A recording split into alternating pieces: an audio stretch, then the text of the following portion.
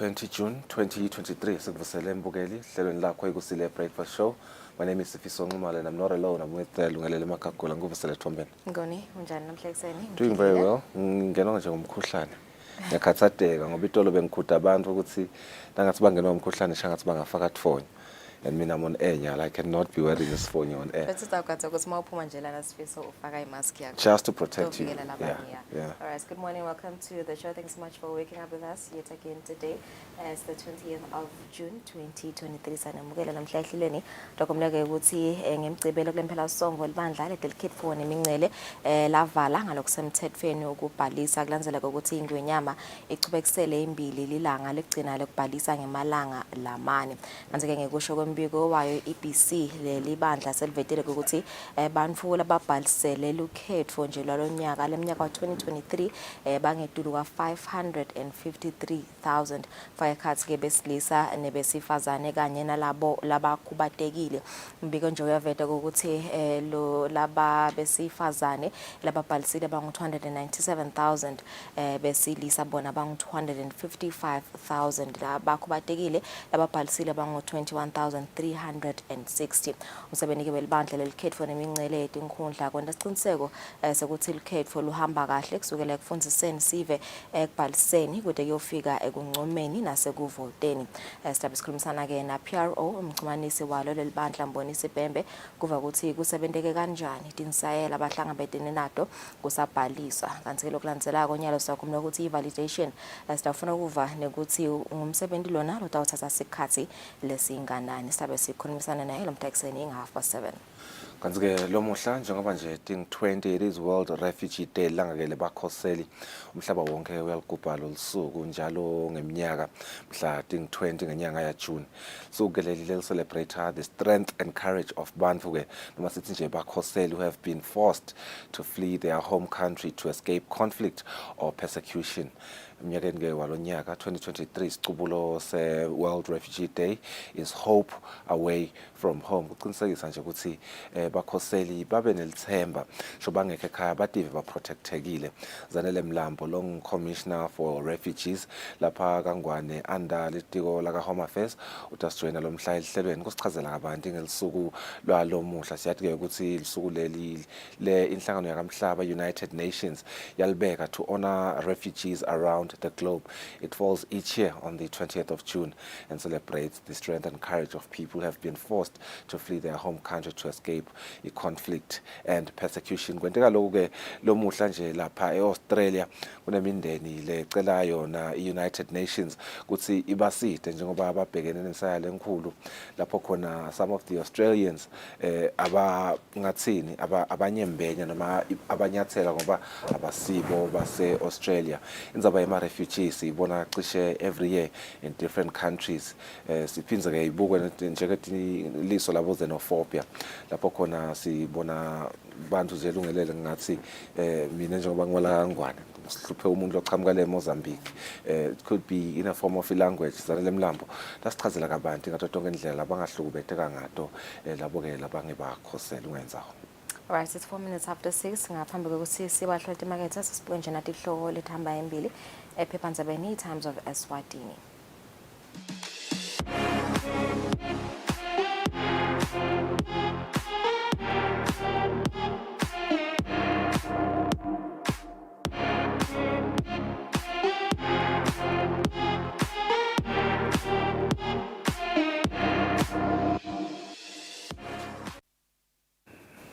All right, welcome back. Good morning. Sikuvusele nalo sanza kuzivulela sasibuke nje ihloko lethamba embili ephephandzabeni Times of Eswatini.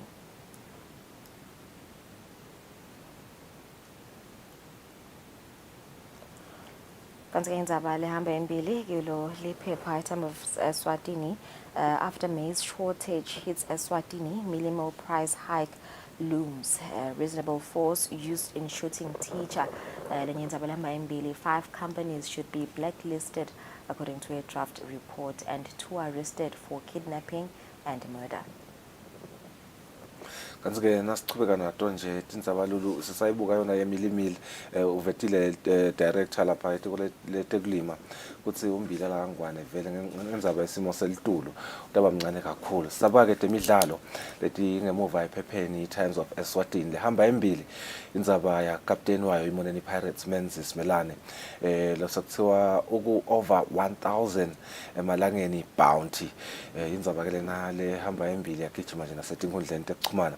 Kanti-ke on a positive note siyayibona i-Royal Leopard leseyifakwe ku-top 60 emacenjini-ke ebhola lakhona ku-Afrika wonke, which is a positive story. Kanti-ke siyatibona nje naletinye letichubekako letifaka ekhatsi South Africa's TS Galaxy lesejoyine i-race yekusayina yena kwakhe. Siyamfisela-ke inhlanhla ukuthi yagcina asayine ne-team letamphatha kahle kakhulu achubeke live la kaNgwane ebholeni nakulamanye emavi.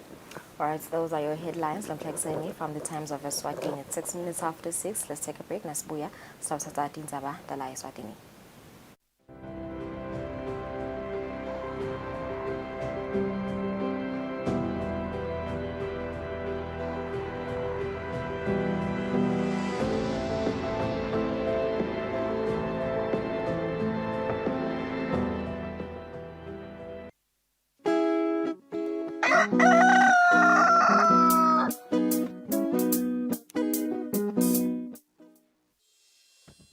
Umsakazo wetithombe iEswatini TV utibophelele kuhlonipha nekulandzela umgomo wetekusakata loweluswe libandla letekuchumana eveni.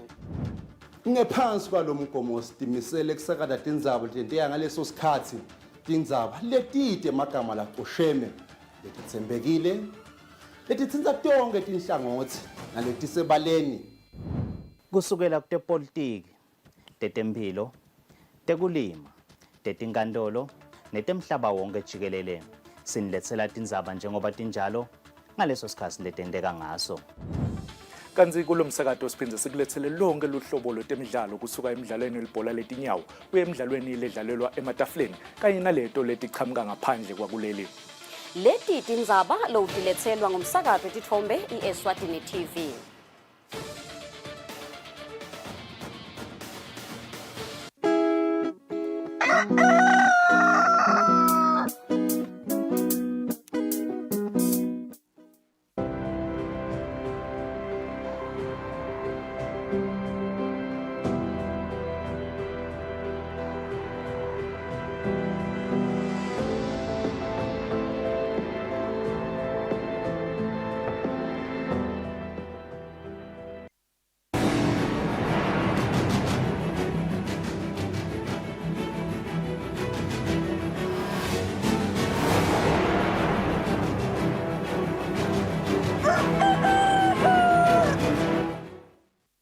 Simze sinemukele siyakuvusela nawo losanza kusivulela asibuke natindzaba desiswati.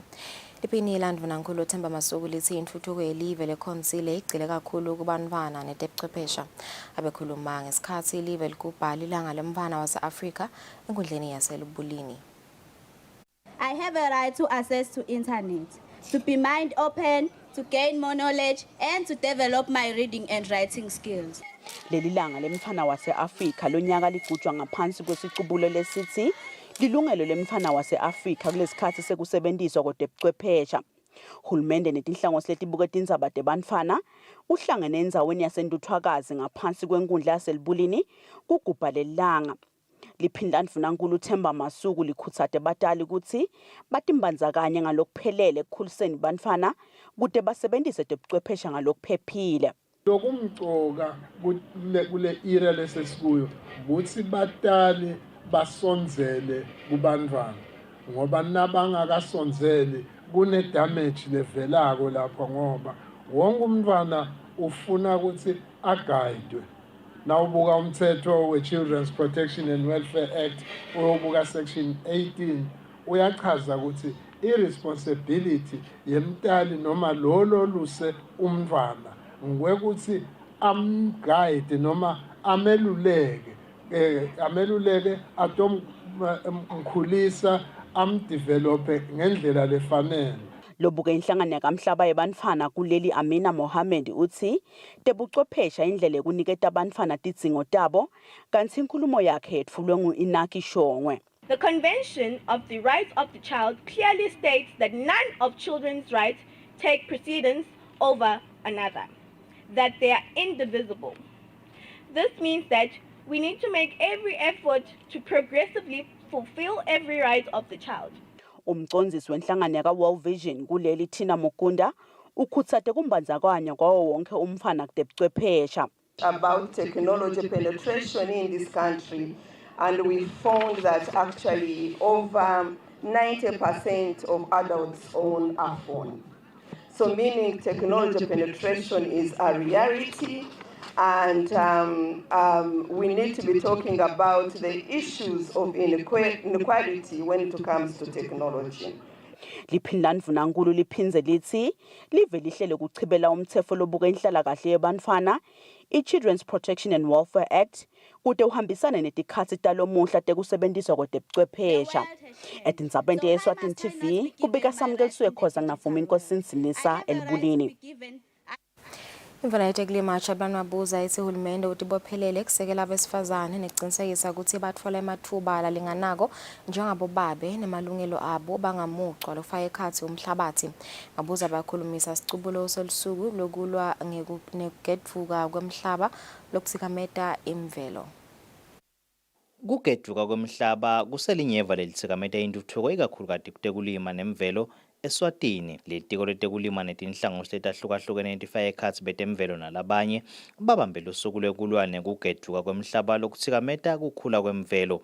Lolo suku-ke lugujwe ngaphansi kwesicubulo lesikhulumisa kungalingani kutebulili nekuvaleleka kwabomake emathubeni lafaka ekhatsi wona umhlaba lesithi umhlaba wakhe emalungelo akhe pheceleti her land her rights. Indvuna yetekulima Jabulani Mabuza ithi bomake basasatselwa umhlaba banganikwa emathuba lafanako njengabo babe, kungako-ke kune-land policy lehlose kubavikela. Kukhulunywa ngendzaba ye-desertification, kuphindze kukhulunywa ngendzaba ye-degradation, kuphindze kukhulunywa ngendzaba ye-drought. Tonke-ke letintfo letintsatfu labatibalile tikhinyabeta inhlalakahle nempilo yetfu yekuphila nangabe asinawo ukusukumela sikunake okokuthi sibambise kanjani ukuthi letintfo tibe kahle. Ngoba vele nangabe umhlabathi nje sowugwadule so ungakunika ini liqiniso lithi utakudonsisa kalukhuni. Nase sikhuluma ke manje ukuthi siyawusebenta emhlabathini akubede umuntu lo disadvantage wako just because of bulili bakhe. Nguloko lele sikukhulekelako ukuthi kubanjiswane kuloko siveste ukhona kusitakala kahle. Nalokuthi ke sekubonakele bobabe sekubonakele nansi bobabe ngisho bobabe tikhulu sekubonakele ukuthi bomake kahle kahle bantu labakhuthele nje nekusebenta. Indvuna ithi uhulumende uyatibophelela kuvikela besifazane njengoba basisombululo kulena nkinga lebhekene nelive nemhlaba. Etindzabeni ngengiyani Msibi naSimuva Shongwe emavuso kaManzini. Basabambe kuba indvuna yetemcebo waphansi nemandla Jabulani Mabuza sewuvule ngalokusemthethweni umsebenzi wemanti kalozitha lowatiwa ngabhukuthu Singeni Potable Water Supply and Sanitation. Mabuza uthi uhulumende utimisele ukuthi onke emaswati anathe emanti lahlobile. Lo msebenzi wemanti ubite imali letigisi letimbili temalangeni nengcenye 2.5 million emalangeni ngekusekelwa inhlangano yaka Water Aid kanike ufika njengenjabulo njengoba lesivesa kalozitha beside emanti. Lo sabambe kuba indvuna yetemcebo waphansi nemandla Jabulani Mabuza avula lo msebenzi ngalokusemthethweni uthe kungumgomo wahulumende kuqinisekisa ukuthi sive sinatha emanti lahlobile. Asemanenge emaswati leswele emanti. Kepha nje ke sekunenge nalokwendiwe kulawo maswati lamanye la benefitako. Nakuthiwa nje sesifikile thina ku-70%. Uyabona ukuthi kusho ukuthi lempela level sukumile liyithatha serious indzaba yemanti. Basekhona ke labakhalako akusho ukuthi vele sekuphelile ngoba kutawuphela phela kukhala nasesi-achieve 100%. Lilunga lePhalamende lenkundla yaselutselutse Vusiswali licele ukuthi lamanti aphatheke kahle kude akhonse. Indzaba lenkulu kuye bese kokuba kule sustainability nale management. Lesi lesikhuluma ngaso nje kulesinye lesithi asikuvetele ukuthi kwananaso sifuna indlela lengathi ngilese iphakeme yekumanage indlu lese ikumamelions. Umcondzisi waka Water Aid Ncamiso Mhlanga uthi bayajabula ukubona lo msebenzi ufika emaphethelweni. Sithetheke inyanga leting-12 ufakwenda lo msebenzi lo siucale ngaJanuwari lo mnyaka lophelile sawucedza ngamanje. Utawubenefita ke labo bantu labangu 350. Imisebenzi lenjengalena-ke iqinisekisa ukuthi nelive laseswatini litawufeza umgomo wetentuthuko lokhonsako lokungu-Sustainable Development Goal number 6 wokuthi emave awabe nemanti lehlobile njengoba minenge imisebenzi leqhutshwa nguhulumende eveni laseswatini uqinisekisa ukuthi amaswati anatha imanti lahlobile. Etindzabeni ngengiyani Msibi nginasimuva Shongwe Galozitha. Mabhalanelo omkhulu etiko letekwatisa phesheya Dube uthi leli tiko ngekubambisana nelitiko letemfundvo litawuchubeka nekusukumisa tinhlelo letitawucinisekisa kutfutfuka kwetemfundvo kusebenziswa tebuchwephesha. Dube bekakhuluma ngesikhatsi live ligubha lilanga lemntfwana wase-Afrika enkhundleni yaselibulini. Hulumende welive laseswatini uthi inyanga yenhlaba iniketa hulumende litfuba lekubuka anakisise inhlalakahle yebantfwana njengemlibalo yayembili. Mabhalanelo omkhulu etiko letekwatisa akhuluma ngesikhatsi live ligubha lelanga lemntfwana wase-Afrika emsebentini bongenelweni naliphini Mvunankulu Themba Masuku uthi leli tiko litawuchubeka nekutfutfukisa kusebenziswa kwetebuchwephesha ngalokuphelele lapha eveni ikakhulukati kubo bantfwana kanti bekamelwe ngumcondzisi wemsakato wemoya Sabelo Dlamini. This level of digital interaction and dependency comes with a number of positives and negatives. The fundamental rights of children in the digital era include having access to the internet and the protection of their rights while online. To this end, government has taken requisite measures to overcome digital exclusion. That includes providing free and safe access for children in dedicated public locations and investing in policies and programs that enable all children to have affordable access to digital technologies in educational settings, communities, and in their homes. Mabhalanelo omkhulu etiko letemfundvo yena uthi leli tiko selicale kusukumisa tinhlelo litawutfutfukisa temfundvo kutebuchwephesha kanti yena bekamelwe ngumcondzisi wetemfundvo kuleli tiko Dr. Lenhle Dlamini. We have vowed as a ministry to digitalize curriculum. Again, I'd like us to appreciate UNICEF who walked the path with us to come up with a platform referred to as a learning passport. As I am speaking to you today, we have populated that platform with curriculum for senior secondary, all the core subjects. Liphini Mvunankulu likhutsate bantfwana ukuthi basebenzise tebuchwephesha ngalokuphephile basukumise nemicondvo lemisha letawutfutfukisa live kutechumana nato tebuchwephesha. Etindzabeni yeSwatini TV kubika samkeliswe khoza nginavuma inkosi Nsinisa elubulini. Umcondzisi wetekulima Nelson Mavuso uthi kubonakala kwangathi isivuno sekucala i-pre-harvest yield estimates isivuno sembila sehlile ku-127,000 metric tons njengoba lo nyaka siku-86,000 metric tons. Mavuso uthi imithelela yalokwehla kwalesivuno ifaka ekhatsi isangcotho nekushisa lokwecile kulokunye. Akasihambeli kahle ikakhulu ngesimo sekuthi uma licala lihlobo timvula tsange tabatinhle. Actually they delayed as a result of the climate change, delayed and tangabi well distributed. So one of the first tinghomba letikhombisile ukuthi kunendeka kungahambi kahle ngoba ukuthi umbila uzange wamila kahle emasimini labanye bafuna sibaze baphinze baphinze labanye noma umilile ukhanze ukuthi uthe cwa. Another factor leyendekile ke ukuthi ekhathi ngesizini kwase kuba nema temperatures lanyukile especially around about December. Siyathi ukuthi temperature ngaleso sikhathi leso cishe lonke lelive iye ibe exceed about 38. So uma ke liphume kanzi umbila soyashakada that particular time kuba severely affected. Loyo mbila loyo ufike ume kukhula from that day and ufe completely. So sikhanzeke tindzawo letinengi tinaleso simo leso ukuthi laphuma lelanga ngaDisemba kanzi lo munye wakhona zoshaya kadile. So meaning ukuthi wonke umbila lobo utasiniketa zona lesihle lobo ulinywe ngesikhathi lesifanele was affected by the heat wave. Kungasiko lokho kuphela. Sithi tena silandzela lapho sase siphindze sihlaselwa kakhulu dangcotho.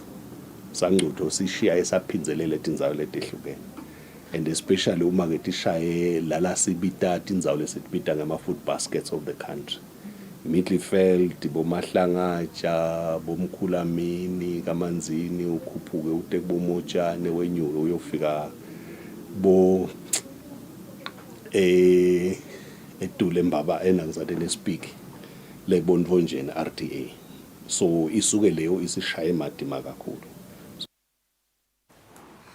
Inhlangano iTaiwan ICDF seyiceceshe eMaswati ngekunakekela amakelo tetfwele kude kuphele kusishiya kwabantwana babalekelwa noma kushona kwabomake babeleka. Lokho kutawusita kuthuthukisa luhlangothi lokubelekisa eveni. Live laseSwatini libhekene nekukhula kwesibalo sebantfwana labasishiya uma babelekwa nabomakeke nabo labasishiya mababeleka. Litiko letempilo ke lisukumele etulu lendzaba layisebentela ngako konke lelinako kucinisekisa kutsi konke kubuyela esimeni. Tini intengwenyama telive leTaiwan tite nebuciko kusita live kutsi sehle lesibalo lebesisetulu tacecesha tisebenti tetempilo ngako weluciko lobusha kutsi ingabe siphuma njani kule nkinga. Yang Ching-swen umphatsi wetinhlelo kaTaiwan ICDF uyachaza ukuthi buciko buni bebabuletse eMaswatini. We provide capacity building to the health personnel and they strengthen their service capacity in the clinic and the hospital. So to do this capacity building, yes, from the beginning we sent 24 senior instructors to Taiwan to receive the 1 to 3 months training. So after this training, they come back together to conduct a local training here to more health personnel in the country. Zwakele ngwenya uthi veleke bekubakhatsata ukushona kwetinswane uma tibeleka nabomake labashona uma babeleka ngako ke bazuzile kuloko lokutene base-Taiwan. Kwekucala ti-trainable nurse kubafundzisa ngekuthi umuntu lotetfele unakekelwa kanjani, ikakhulu nasekuletigaba la kunetifo letitsite noma tinkinga letikhona umlekelela noma umsita kanjani kuze ukuthi alapheke sigweme nati tinombolo esitibone tabomake kulesigaba sekutetfala kubeleka nekhulisa abantwana basishiya eveni. Uthi bayethemba ukuthi sebafundzisekile netisebenti tetempilo titawusebenta ngekutimisela itibhedlela tonke telive. Etindzameni tanamuhla ngengiyane emsebenzini elisiwendla ngamandla nambongwa Dube Kamanzini. Ucwaningo lolwendiwe inkampani yaka Old Mutual lukhomba ukuthi basithupha ekhulwini bantfu labakhona kuphila kahle bangathatha umhlala phansi. Lenkampani ihlanganise abacashi netisebenzi tokhulumisana ngenzima lengadlalwa kusitale sabathethe umhlala phansi. Lucwaningo lolwendiwe ngulenkampani yaka Old Mutual lukhomba ukuthi kunenge lokungahambi kahle lokwenta ukuthi tisebenzi tingaphili kahle tingathatha umhlala phansi. Banomile hlatshwayo lobuke kuthuthukiswa kwamabhizinisi ukuthi bahlanganise abacashi netisebenzi ngoba nguloyo ikhona inzima langayidlala kude ukuthi kusitakale kubonakale ukuthi basitakala kanjani noma ke Old Mutual angabasita kanjani kulena nkinga. Sithi yebo kumcashi khulumisa indzaba yepensheli but futhi khulumisa tisebenzi takho ukuthi leyo mali leyo layitfolako noma ngakumbe kuba nabo bonus noma bo salary increment ngiyo imali longayibeka eceleni ukuze itokusida nasofike kupensheli. Ingako namuhla sithi sing Old Mutual siyadilesa etinkampaneni ukuthi asite sitonfundzisa ngalolwati lolu ukuthi utilungisela kanjani yini timfo lekumele utende ukuze ube ngilolungele kupenshelo. Sing Old Mutual siyakwenda lokho sende ema pre-retirement workshops la sifika sikhulume khona ukuthi hayi wena solungele wena kunenge lekumele ukwende but insayele sibeka kubacashi namhla sithi asingameli kubita tinkampani lenjengabo Old Mutual nasilomfu asana 55 asimkhuluma asaqala kusebenta ukuze atokhona kwenda lolu shintsho lodzingekako. Baka Old Mutual ke bathi naletinye tinkampani tingeta kubo njengoba tandla tabo tivuliwe kuboniswane ukuthi tinhlangano tisitakala kanjani noma ke tona ke tinkampani tisitakala kanjani ekunikeni tisebenzi lokufanele tingathatha umhlala phansi uteke ukuthi tisebenzi athatha umhlala phansi tikhona kuphila kungabi kukhala simaye maye. Etindzabeni ngengiyane emsibeni naSimuva Shongwe Royal Villas ezulwini. Emabandlane abaholi bawo banenzima labangayidlala ekulekeleni insha emasomveni ukuthi ikhethe kahle tifundvo leyitawutifundzela emanyuvesi nemakhono labafanele. Live laseSwatini lisebhekene nemshikashika wekulwa nesibalo lesisetulu sekubabade umsebenzi kwabantu labasha nesive jikelele kanzike namasondvo angabasitake bona-ke bantu labasha ndlela tsite bongekile Matsenjwa we-Women in Engineering uthi tidzingo tensha tikhona nasesondvweni ngako-ke emasondvo akababambise bantfu labasha lewa kaMatsenjwa bekakhuluma khona-ke kuleli sondvo ngesikhatsi ayokhutsata bona-ke bantu labasha kutsi nakutesayensi akhona-ke mathuba avulekile. Tidzingo tebantfu labasha tiyafanana whether outside the church, and then nalokuthi leli bandla leli nalo lenta info lesizama natsi kuyenda as Women in Engineering ukuthi sikhone kufundzisa abantwana ngema-career opportunities kakhulu kubo-science. So ngiko lokhu bese sike sena ukuthi okay asihlanganyele nabo ngoba vele sikanye kahle ukuthi sikhone ukusita abantwana ngeke kube info yamuntu munye kuphela singakuthi sonke sisebenzisane kanye.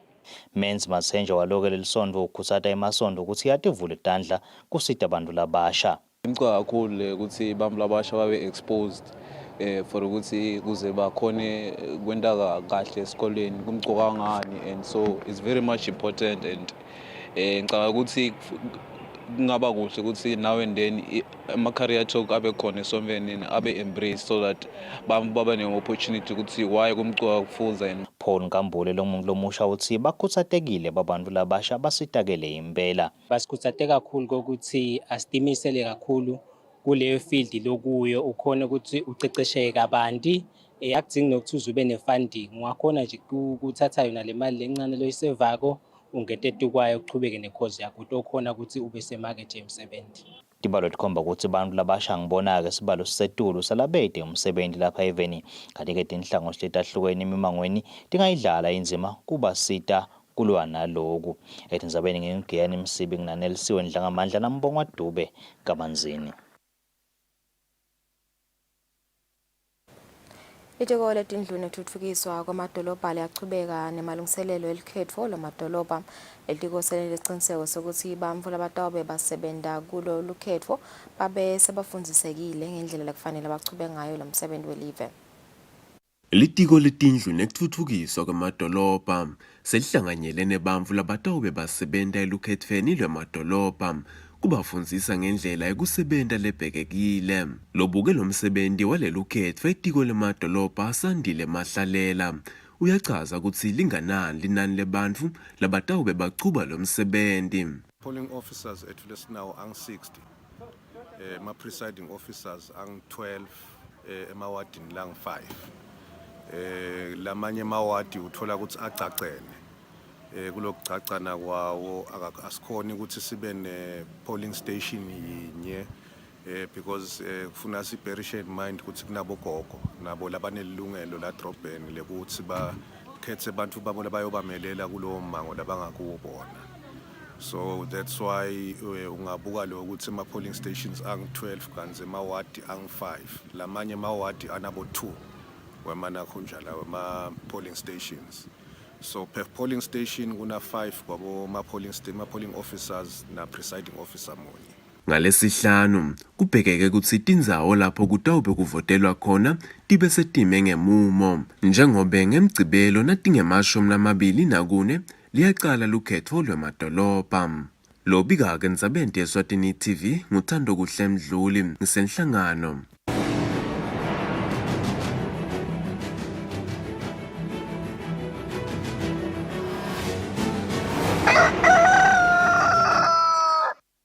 Kwezemidlalo banele masondo lobukela uhlelo lokuthuthukisa umdlalo webhola kubadlali labancane enhlanganweni lebuke ukudlalisa umdlalo webhola ePremier Eswatini uthi live nalingakhona kusekela kahle imidlalo yabadlali labancane lingakhona ukuthi likhicite abadlali labangadlala ezingeni lelisetulu.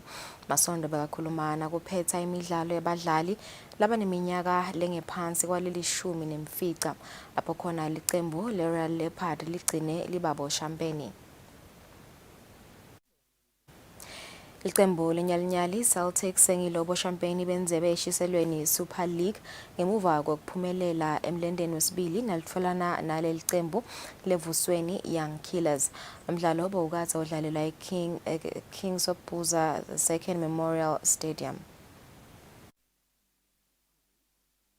Bavishana Ran wenhlangano ye-BD yethu uthi kumgcoka ukuthi bantfu labaphila ngekukhubateka batethembe kuko konke labakwentako ikakhulukati kutemidlalo. Naran bakhulumana bachuba lihlelo lekucokelela timali yokushova emabhayisikili ngetandla tebantfu labaphila nekukhubateka kumave lasihlanu esifundza lesingentasi nelivekati le-Afrika.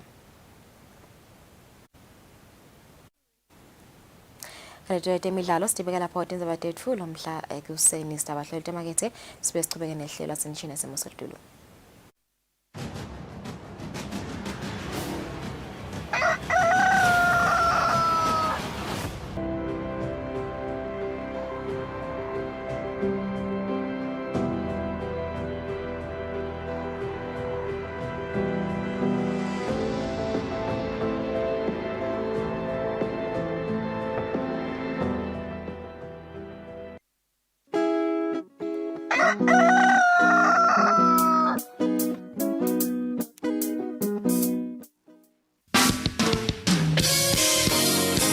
Sehlelweni lethi lithini libandla siyambonga uNkulunkulu ihlelo liphindze libuyele emoyeni.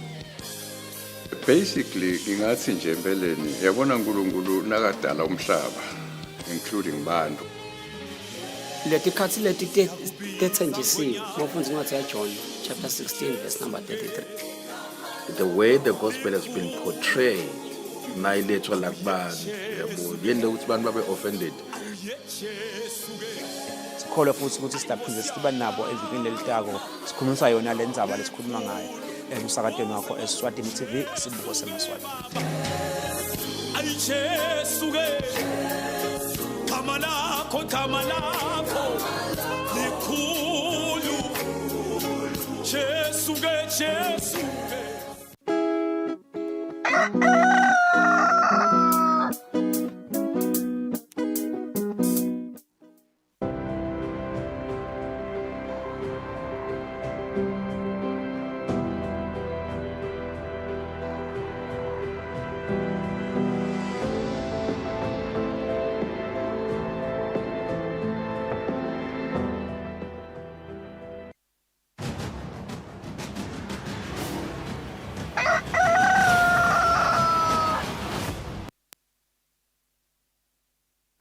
All right, 34 minutes after 6 lomhla ekuseni siphinde sikwamukele ehlelweni besilo ke nasicala ihlelo ukuthi lomuhla sikhulumisa indzaba lenkulu indzaba yebakhoseli njengoba kungiloke lesuku lapho khona umhlaba wonke ugubha lona lusuku le-World Refugee Day. Siyathi ukuthi United Nations High Commissioner for Refugees inama statistics lewakhokha konjalo ngeminyaka kusipha nje sithombe sokuthi bakhoseli nebantu laba forcibly displaced beme kanjani emhlabeni wonke jikelele. Nyalo nje time ku 108.4 million nombolo tebantu who are forcibly displaced emhlabeni wonke kanti by the end of 2022 as a result of persecution, conflict, violence, human rights violations lamanye ama events la seriously disturbing.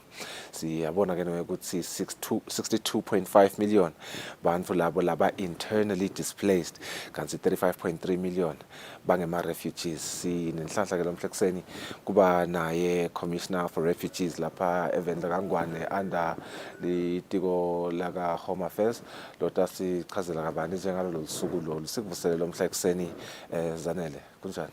Siyakuvusela sakade nawe emlaleli ekhaya. Kusipha nje sithombe ukuthi nasithi World Refugee Day sikhuluma ngani vele? Sikhuluma ngelanga where we're honoring ama refugees world over. Kuba ngalo mhla ka 20 June. But for the case of Eswatini siya celebrate commemorate the first weekend after lo mhla ka 20. Okay. Lokusho ukuthi siya njenge Saturday mhla ka 24 eMalinza Reception Center. So the theme here this year it's hope away from home. Okay. Lokusho ukuthi lapho sihleli khona nabo kuma host communities asibaphathe ngendlela lebanika ithemba. Okay. Le fosterisha vele lama feelings ukuthi baphatheke kahle. It's a second home away from home. Yes. Nasikhuluma ngama refugee iyayibe khona le general sentiment ukuthi sikhuluma nangabo xenophobia ukuthi siyabahlupha kanti sihlupha abakhoseli kuba indlela edahlukene encenye set us breakela down ukuthi what are some of the forms labanga experience ngakhona kunyatheleka by thine ema host countries kusipha nje lesithombe leso lapha evelangwane ukuthi ke ngutiphi inhlelo leninato kubahlangabetha aqinisekisa ukuthi ba protected vele.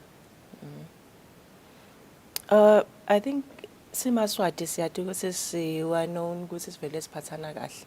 Yeah. We're welcoming to bamfunje bekahamba labakhona. So refugee kusukela nje afika uyamukeleka nguye yedwa umuntu ongathi nakafika nje athi pronounce nase border gate ama border post ukuthi ude kutocela iasylum bavele bamngenise without ama passport.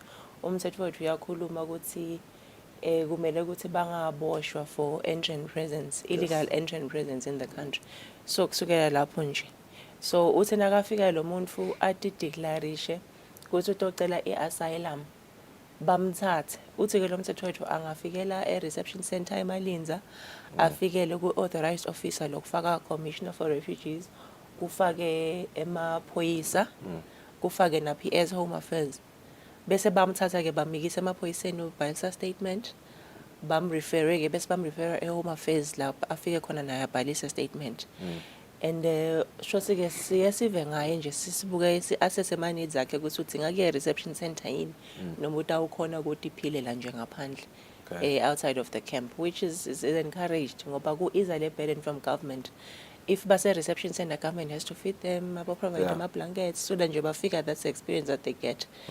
Labakuzingile badle ke sibaphekele kitchen khona le Malinza badle ke for those number of kahle kahle kumele kusingabe badla 3 months le kitchen lethu bese ke after that kumele kube sesiba equippile ukuthi with the livelihoods skills kuthi bangaphumela ngaphandle sale bakhona ku sustain. Yes, but labo laba vulnerable, the elderly, the disabled, bamvana unaccompanied minors bona bahlala siyachubeka siba nabo. Okay, so bahlale ke reception center.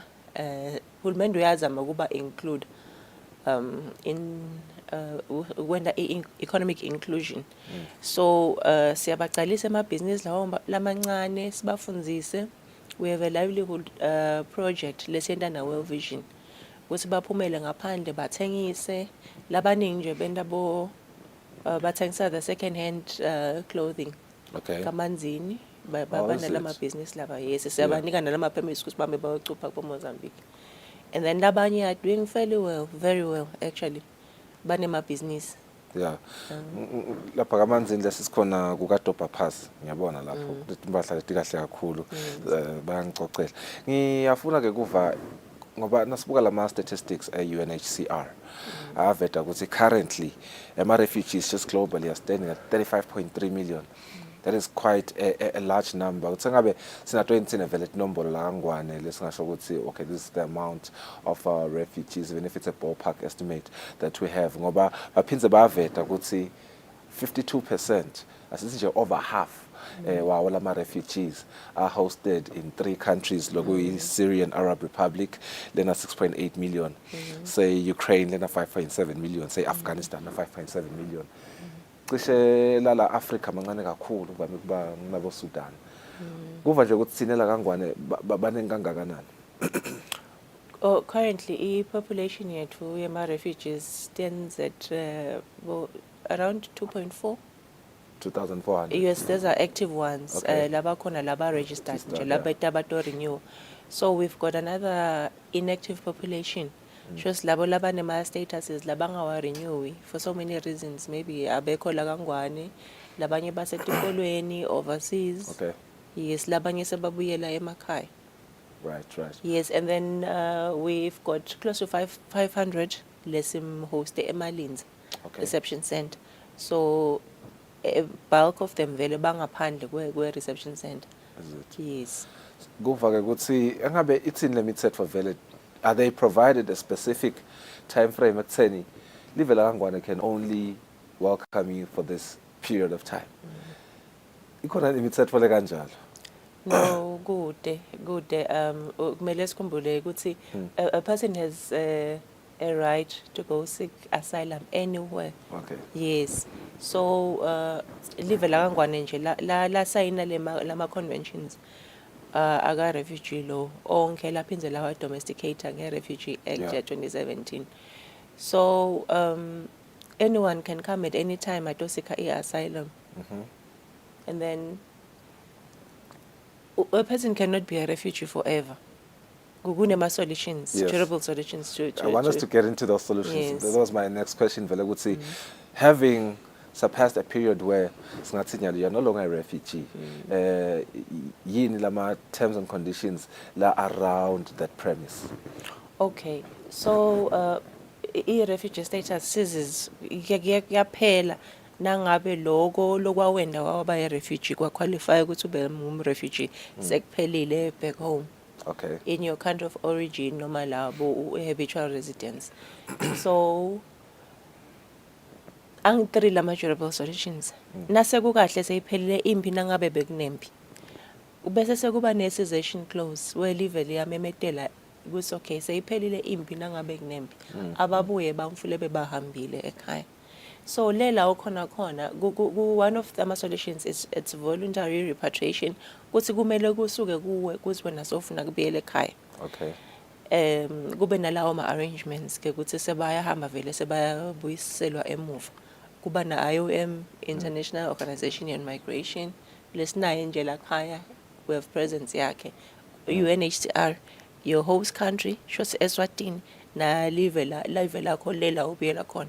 Ku arrange vele kube formal arrangements such that kulabaye nje baze IOM uyanike ngisho a startup capital kusina ufika lekhaya ukhone ukuthi ucala kabusha khone kwakha ucole uconnect iphilisi.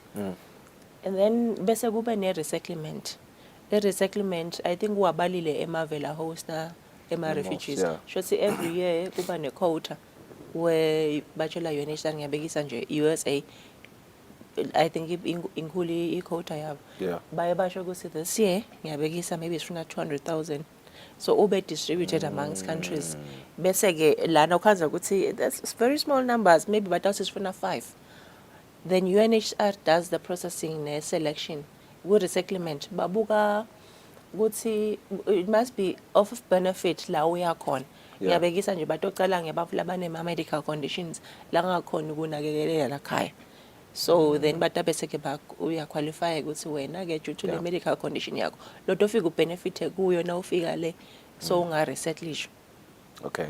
Okay. Yes, bese the other one is naturalization where we offer citizenship to this person. Ukuthi phela sesihleli naye even our constitution section 45 uya allow ukuthi umuva ngenda apply abe ne citizenship by registration. So ukuthi ngumfulo ohlela kangwane legally and a document that legalizes his or her stay for a period of 10 years. Bese ke soenda leyo application. Kuse sokucela kuba ye citizen yala Eswatini. Bamgrante ke bese so yahlala. Yeah. Yes, so those are the solutions. Yeah. Sengiyakhanyiseleka ngoba sikile nje saba ne situation lekhona kube nemlungu losela ukuthi uLswati wasiyasichazela ke it was more or less the same case lo issue naturalization. Ngifuna kuva ke indzaba yabantwana siyamuva UNHCR nakabeka ama statistics uthi between 2018 kuya 2022 kube ne average of 385,000 children labatalwe as refugees per year between le minyaka le 2018 to 2022.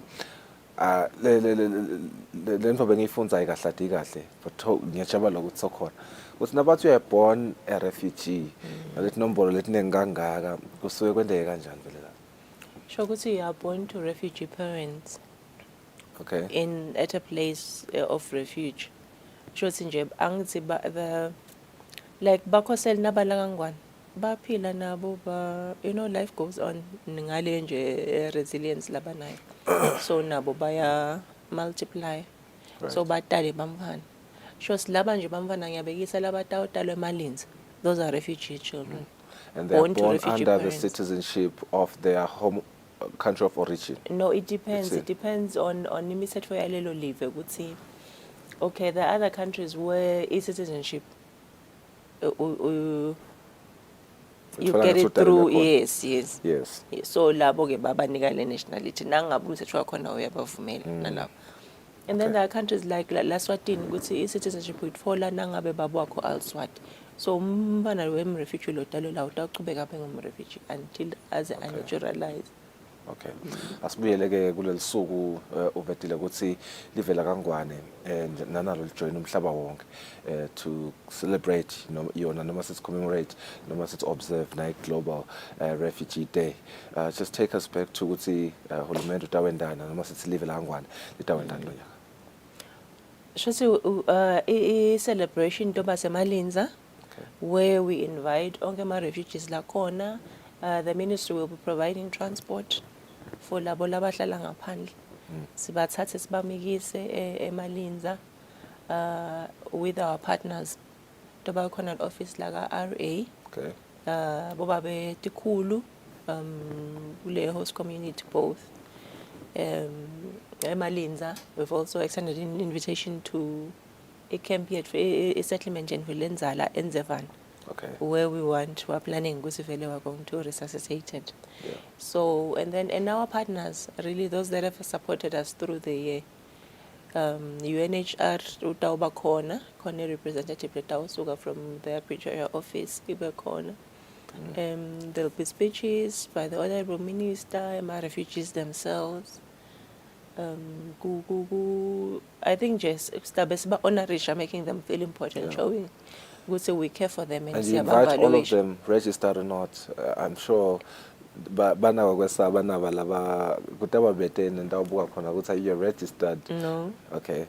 So all of them are invited. All of them with their families. Yes, so they'll also be showcasing gudla kwabo that have different stands. Kusilawa wase Somali. Okay. Yes, lawa ma Rwandese ngiyabekisa nje kanjalo. Yeah. No, ngiyafuna nami lokuba a part of this event just to taste the different cuisines lataba khona lapha. Yeah, ngiyeva ngathi kutaba cross cultural kakhulu and multicultural. Into lengajabula kuyi experience. I think we've come to the end of our interview. Thank you so much for joining us. Kungaba nje kuba encourage vele ukuthi bed. Yes. Yeah.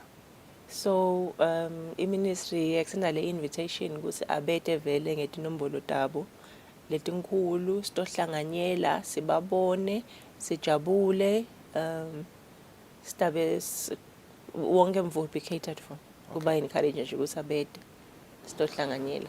Thank you. Well, Zanele Mlambo, Commissioner for Refugees under the Ministry of Home Affairs. So I extended an invite to all refugees, and I believe to even Maswat Lafunagu experience the event. Of course. Okay. Of course. Now they can still reach out to the office. Bamfu, kutabek nama stalls. Bamfu ba showcase both local companies na refugees. Okay. Zanele Mlambo, Commissioner for Refugees under the Ministry of Home Affairs. Usichazele konke ukuthi litiko litawendani lo nyaka ku-commemorate yona ke i-World Refugee Day. Sithembe ukuthi abantu batawuphela ngetinombolo from the refugees and even eMaswati lafuna kuyobuka lo misebenzi lemihle etabe display lapha nje nakucelebrate wona ema-refugee ngoba phela usawuchazile ukuthi isicubulo salo nyaka sithi hope away from home simunye. Sibathola ethi makethe nasibuya sichubeka nehlelo.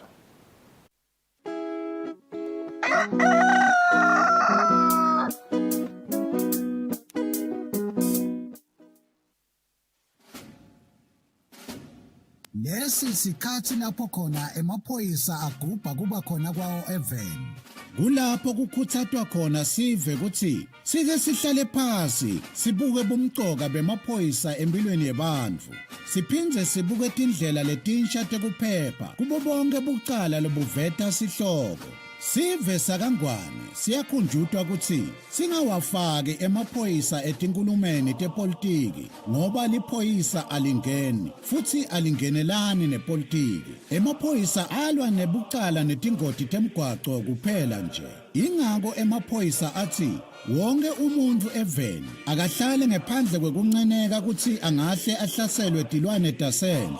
Umuntu lohlala Eswatini akatiphilele atisebentele ngaphandle kwekwesaba kuhlaselwa kwemucwa nekucekelwa phansi kwempahla yakhe. Nawe wena lophathekile emaphoyisa athi digulele kahle uze uphile. ngephandle kwekuphazamiseka lokungenteka ngekuthi tidlova tingene tihlasele labo labakunakekelako kuleyo ndlu. Sivele sihlakaniphile nguleso lesiphakamisa kusebenta kwemaphoyisa nabo bonke labalwa nebucala.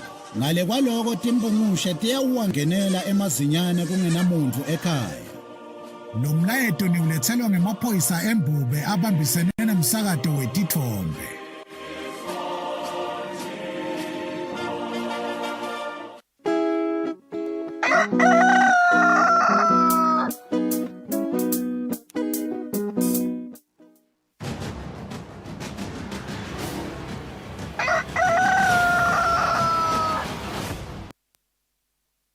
Siphinze sikwamukele ehlelweni imbukeli sithatha on traffic update nyalo. We do have Constable Ntombenhle Fakutse elicingweni imtolo sikuvuselelwa mhla ekuseni ngabe sikanjani simo emigwaqweni.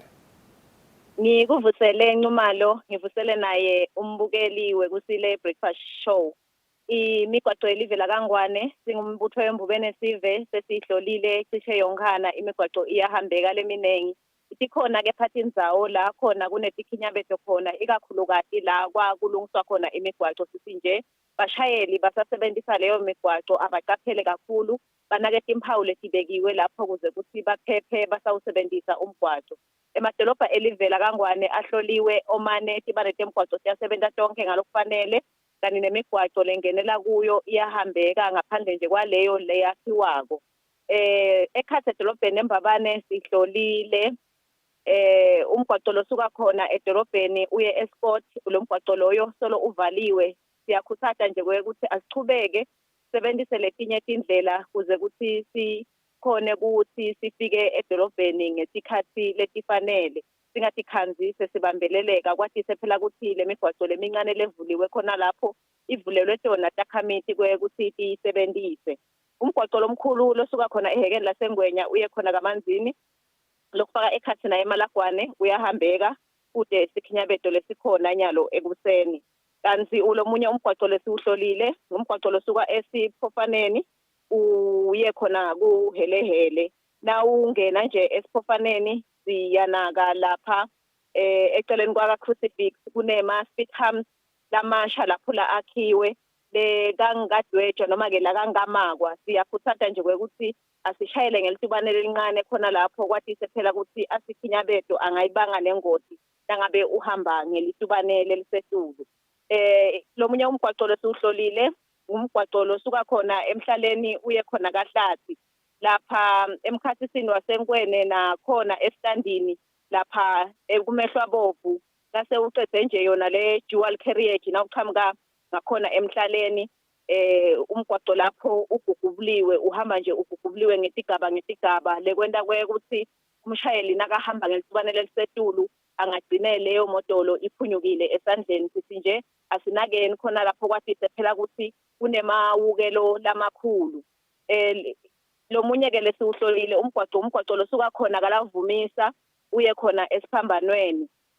Nawuthanza nje kwenqa lapha kugonqo esibhedlela ungafiki khona emathanjeni lapha entintini kune isebenzise emgwaqo khona lapho kunesakhiwo nje lesakhiwako khona lapho eceleni kwemgwaqo lekwenta ukuthi kube nemaloli lamakhulu lasebenzisa lowo mgwaqo. Kunetisebenzi ke letibhebhedelisa tona tindvangu letibovu khona lapho ucaphelisa sona sive ngebungoti lebungaba khona. Ngale kwaloko msakati naye umbukeli imigwaqo elivela kaNgwane iyahambeka ngaphandle kwaleti esenkishito tisikabeto kungaba kusisela yena umbukeli usuku loluhle naloluphephile basetha usebenzisa yona imigwaqo elivela kaNgwane. Kakhulu mtolo sikhathi sakho lomhla ekuseni siyethemba ukuthi ke bashayeli betimotolo noma ke bachube betimotolo nalabahamba nje eceleni kwemigwaqo batawucaphela kakhulu uma bahamba khona emigwaqweni njengoba sosivedele tonke tisikabeto letikhona emigwaqweni. Bekunye-ke Constable Ntombenhle Fakutse losiphe yona i-traffic update. Sisaqhubeka nalo nje lihlelo. I think ilungelele kuthanza kuphuma yena Zanele Mlambo who is the Commissioner for Refugees ngaphansi kwelitiko letasekhaya Home Affairs. Usitshela nje kabantu ukuthi livela kaNgwane nanalo lijoyina cishe emave onke emhlaba kugubha lona lusuku le-World Refugee Day lelilamuhla. Noko-ke thina singeke siligubhe lamuhla lungelele ekudaba ne-official event evikini nelitako but nje uchaza indzaba lenkulu ekutheni ama-refugees makeda lapha evelangwane livelangwane liwa-accepta with warm hands akwendeki nakanye kube netinkinga lakhona umuntu usajikiswa liyamsita nangetimpepha ukuthi abhaliseke kanjani iphindze-ke nalapho bagcinwa khona bafundziswe temakhono kumalinzi bafike babahawuze khona. I think it's a beautiful initiative by live lakangwane kuchazile ukuthi-ke it's because live lakangwane lasayina ama-conventions ne-United Nations noma sithi UNHCR lebuke yona bakhosele cishe nje emhlabeni wonke jikelele.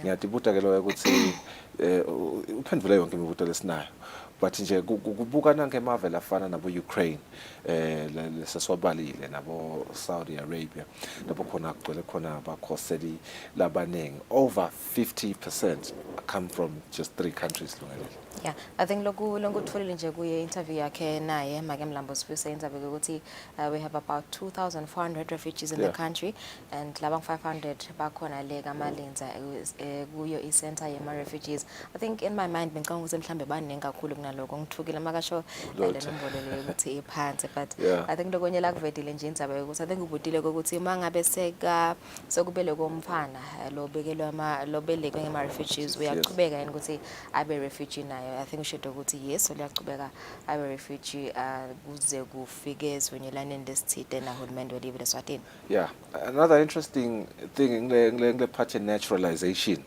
bengesingisi but nje ichaza kabanti ukuthi uma ngabe you've been a refugee for over 10 years you are allowed, you are eligible to apply for citizenship lapha evelangwane ukuthi nje ngiyabekisa Charumbira ngwaka Charumbira sibongo so unga apply ukuthi citizenship yakho ingasasho ukuthi Zambia but it's wena uSwati.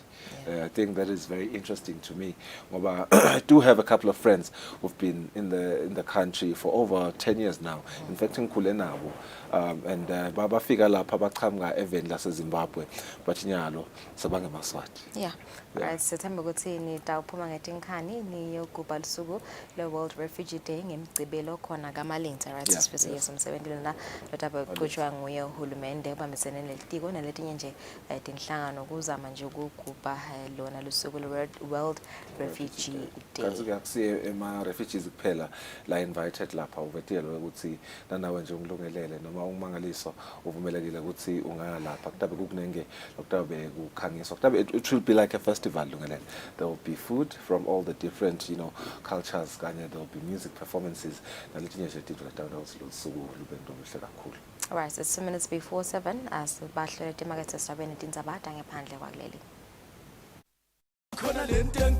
Eswatini Biggest Bride 2023 siyahla siyavungula mhla ka-8 July eMavuso Trade Center kusukela nga-10 ekuseni kuyawulamla kusa ukhona Reese Madlisa Mharimbe Sibude Drum DJ Fantasy Mapi Madamza Lady Z Mr Kangaroo Anglicali Testo Zulu D Linda Dlamini Ayacity DJ Kwani ling100 emalangeni litikiti kuphela akhona ePizza Club and Grill wote nebhizinisi utothengisa imidlalo yebantwana ne-car spinning 2023 Eswatini Biggest Bride shaya manje ku-7684 7634 kuvakabandi uyilethelwa iphilani Maswati ibambisene nemsakato wakangwane.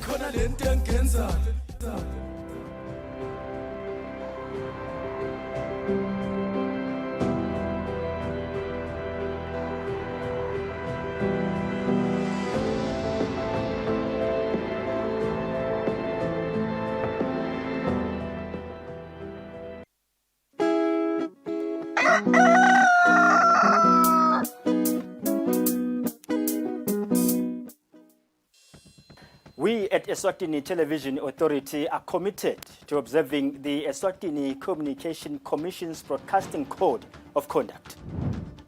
Under the code, we are committed to broadcast news that is current, free from hate speech, accurate, balanced, and fair. From politics to business, health, agriculture, courts, and global news, we bring you the latest updates as they happen, when they happen. We cover all the sporting codes from the football pitch to the chessboards. This is Eswatini TV News.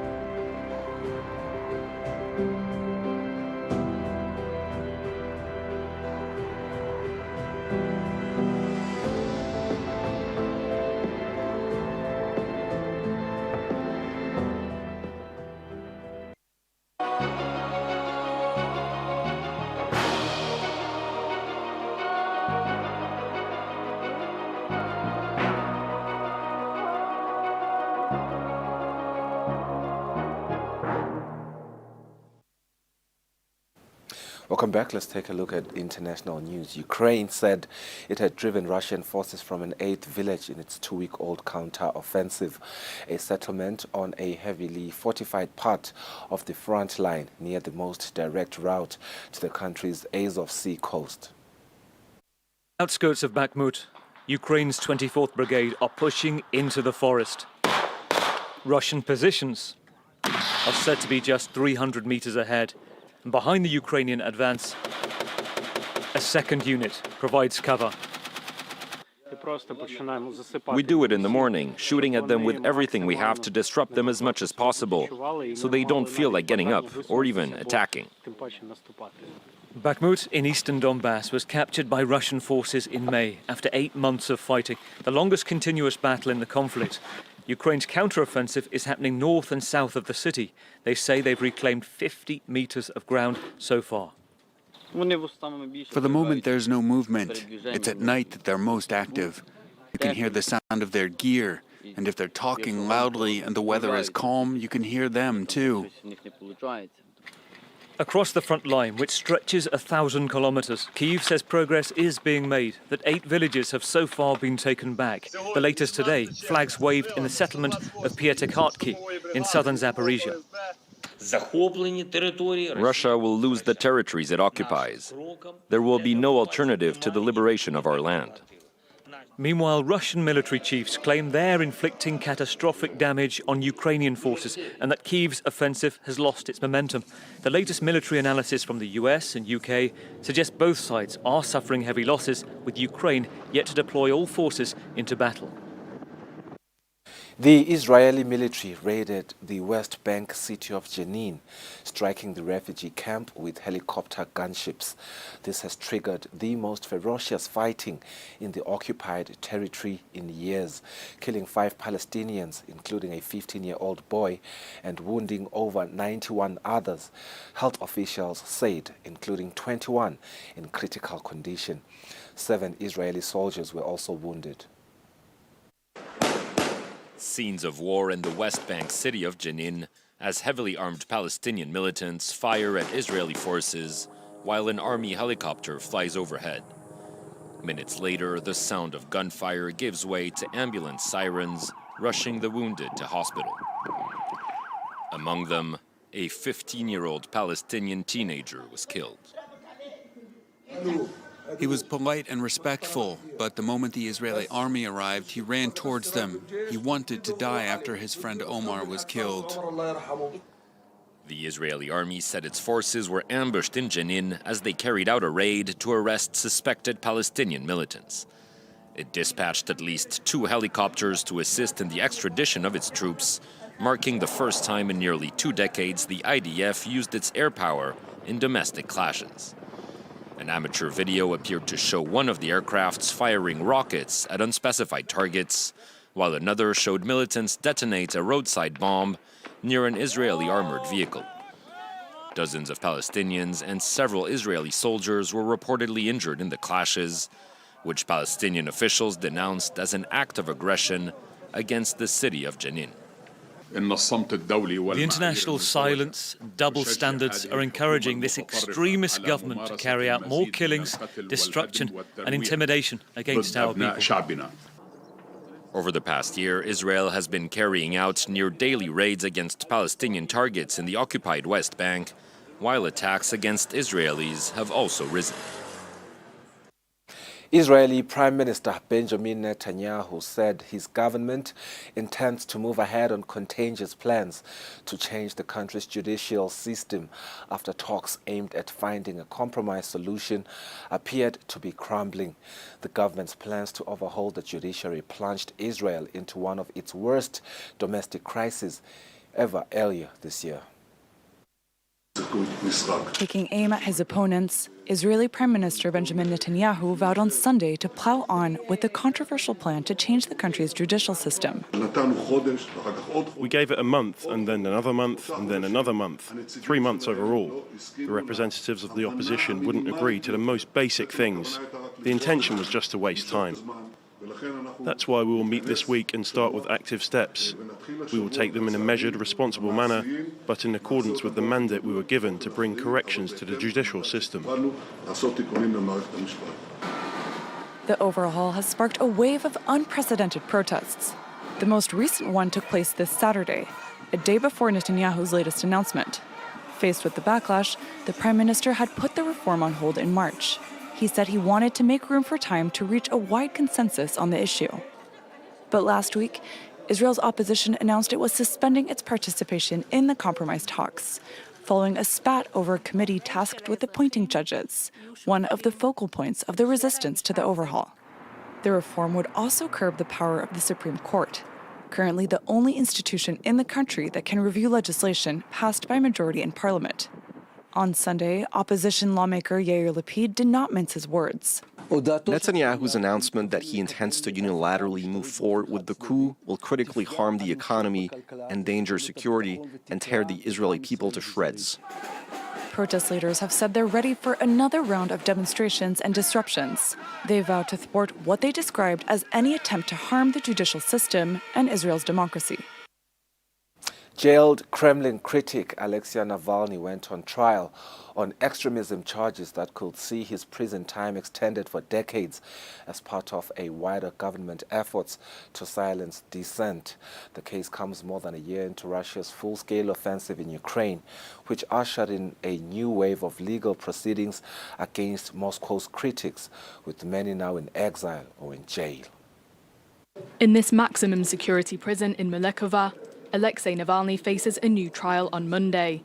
This time, the Russian opposition leader is facing charges of extremism and rehabilitating the Nazi ideology. He could be given up to 30 years in prison. But his defense team, which only had 10 days to examine an extensive case file, has condemned the accusations, which they say are unclear. According to one of its representatives, Alexei Navalny is being tried for his political work. In spite of his detention, Navalny has continued to denounce the Kremlin, particularly by criticizing Russia's invasion of Ukraine. After being imprisoned in Siberia and treated in a German hospital for a poison attack he blamed on the Kremlin, Navalny decided to return to Russia in January 2021 and was immediately arrested. He is currently serving a 9-year prison term for accusations of fraud, allegations he denies. Navalny has endured tough living conditions while in prison. He says he has been put in solitary confinement some 16 times. Although his physical health has deteriorated, he maintained that he was keeping his spirits up at the beginning of June. The latest trial comes as the Kremlin reinforces its crackdown on opponents.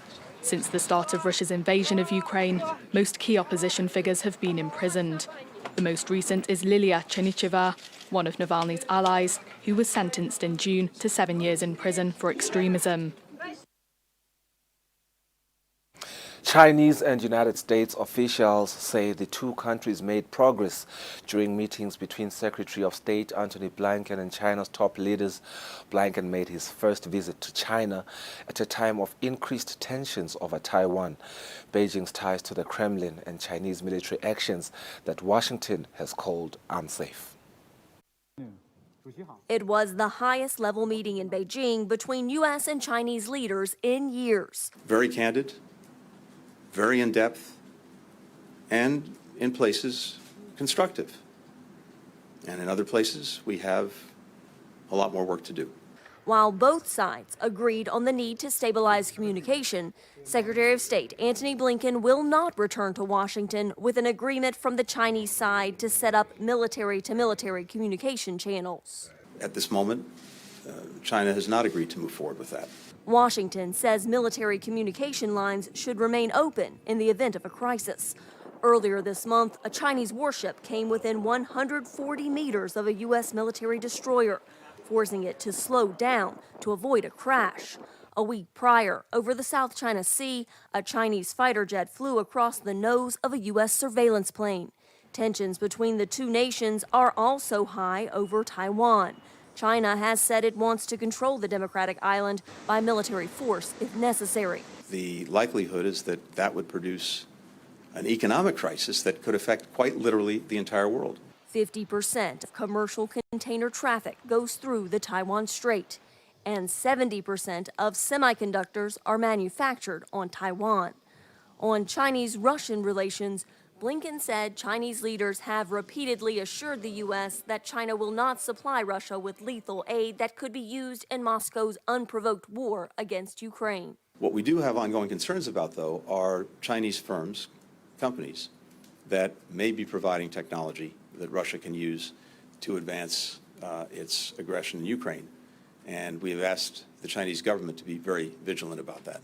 Analysts warn that Beijing is using the move to gauge global reaction.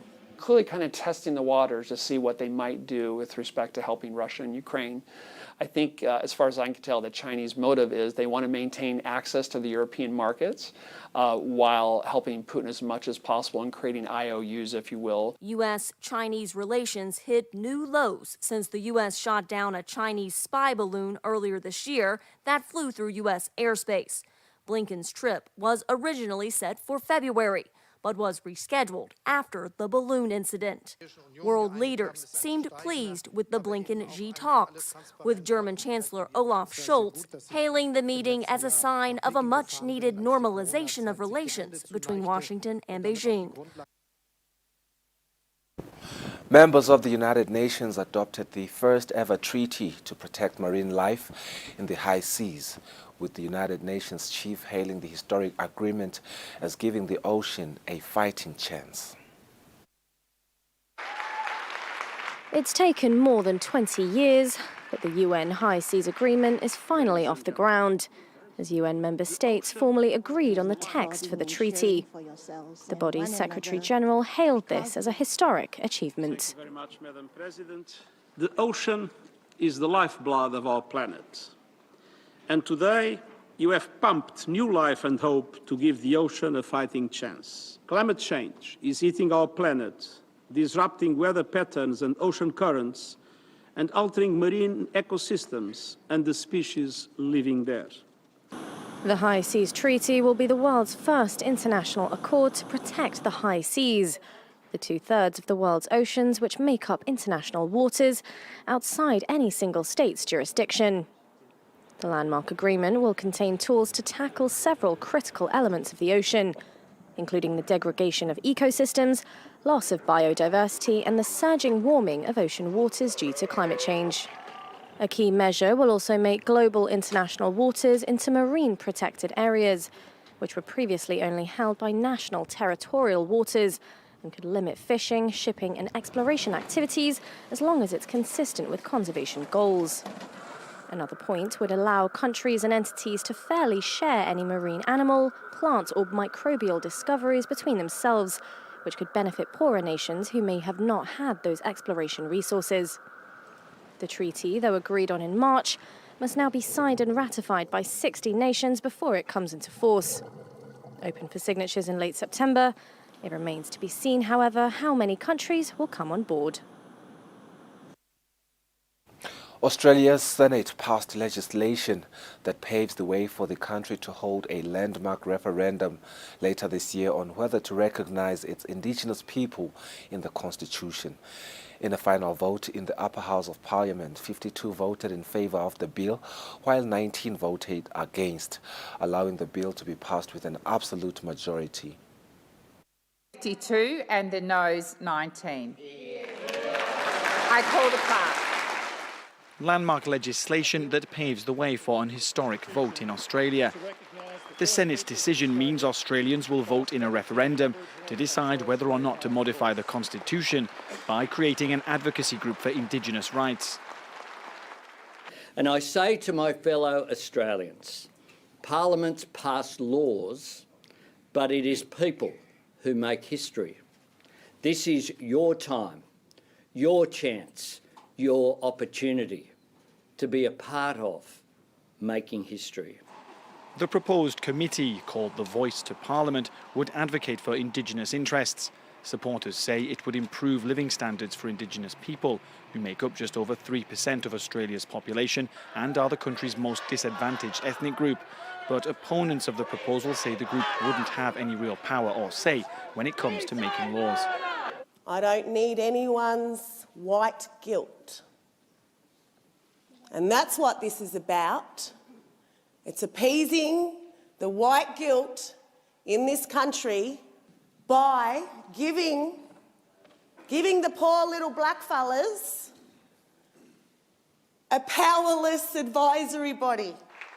The last time Australians voted in a referendum was back in 1999, when voters rejected a proposal to remove the late Queen Elizabeth as head of state and create a republic. Australia's Prime Minister now has to set a referendum date no later than 6 months away.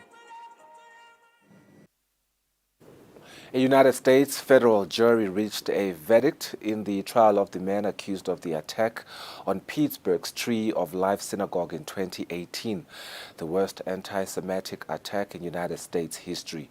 On the day of the shooting, the synagogue had several congregations for weekly Shabbat services when the gunman opened fire, killing 11 people and wounding several others.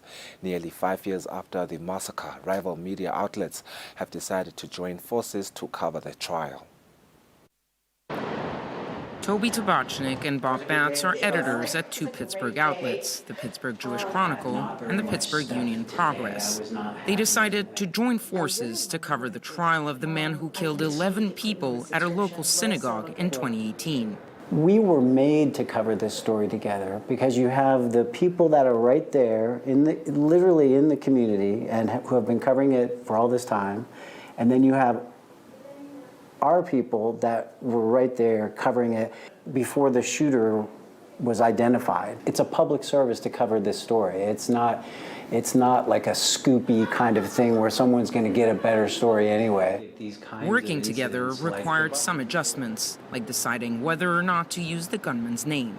The more you get his name out there, the more you give him more fame, more glorification, and that's definitely something we want to avoid. We would always use the name because that's journalism too, but we have been sensitive that we may not need to use it 30 times in one story. Each day, a reporter from one newsroom or the other went to the courthouse to report on the proceedings, and their articles were published by both outlets. Adam Reinhers was part of the team covering the trial. Personally, it has been incredibly beneficial to work together, to have another group of talented journalists who care about a story, who care about doing it right, who hold similar ideas as to what it means to get it right, to what it means to do right by people. This partnership is far from over. The trial will now enter a new phase with the same jurors deciding the gunman's sentence, life in prison or the death penalty. Dozens of Afghan refugees enter Serbia every day, having taken treacherous routes in hopes of reaching Western European countries. Asadullah graduated from Kabul University in Afghanistan, but could not find a job and decided to leave his country. His journey took him to Serbia, where he spoke with VOA as he neared a refugee camp. I've been en route for 10 or 11 days, passing mountains, valleys, and deserts. I am not sure if the camp will let us inside and register us. Asadullah, who did not want to provide his last name, isn't alone waiting outside this refugee reception and transit camp in Obrenovac on the outskirts of Serbian capital, Belgrade. Dozens of Afghan refugees enter Serbia daily, hoping to be registered and reach Western European countries. Shaukatullah, who only provided his first name, says before reaching Serbia, he was deported repeatedly back to Turkey from Bulgaria. We were deported 4 times. Bulgaria arrested us. They made their dogs bite us. They beat us. Other than that, they take whatever you have. We faced many difficulties reaching Serbia. Now we are in Serbia, in a camp. The refugees here have taken treacherous routes to Europe, traveling through Iran, Turkey, and Bulgaria to reach Serbia. Another Afghan refugee, Murtaza Ahmadi, says he suffered illness and injuries on his journey, but he's determined to reach his destination, Germany. I got sick on the way. My foot is injured. No one helps us. I do not know who is to blame, ourselves, the UN, or Serbia. For decades, Serbia served as an avenue for migrants to reach Western Europe. However, it is now more challenging for refugees to go from Serbia to their preferred destinations. According to a UN Refugee Agency report, Afghans made up 36% of the nearly 130,000 refugee arrivals in Serbia in 2022. Syrian refugees were in second place with 29%. For Wali Aryan in Belgrade, Serbia. According to figures from the World Food Programme, 4.3 million people in Nigeria's Borno, Adamawa and Yobe states are at risk of serious famine. Chronic insecurity linked to ISWAP, the West African branch of the Islamic State, is preventing many people in the northeast from growing the food they need or earning an income. The team in Nigeria went to Monguno in Borno State, a few kilometers from Lake Chad. Over the last 10 years, this town has been the target of massive attacks by Boko Haram and their ISWAP. Here at this distribution point in Monguno, Inan Ibrahim collects food aid because of the insecurity caused by the Islamic State group in West Africa, also known as ISWAP. She and her husband have fled their hometown to save the lives of their 7 children. Inan convinced her husband to abandon his field overnight. After the insurgency, we ran to the bush. We hid in there, and then we trekked down to Monguno, where we lived for 13 days before being displaced to Tsabar Mari, close to Maiduguri.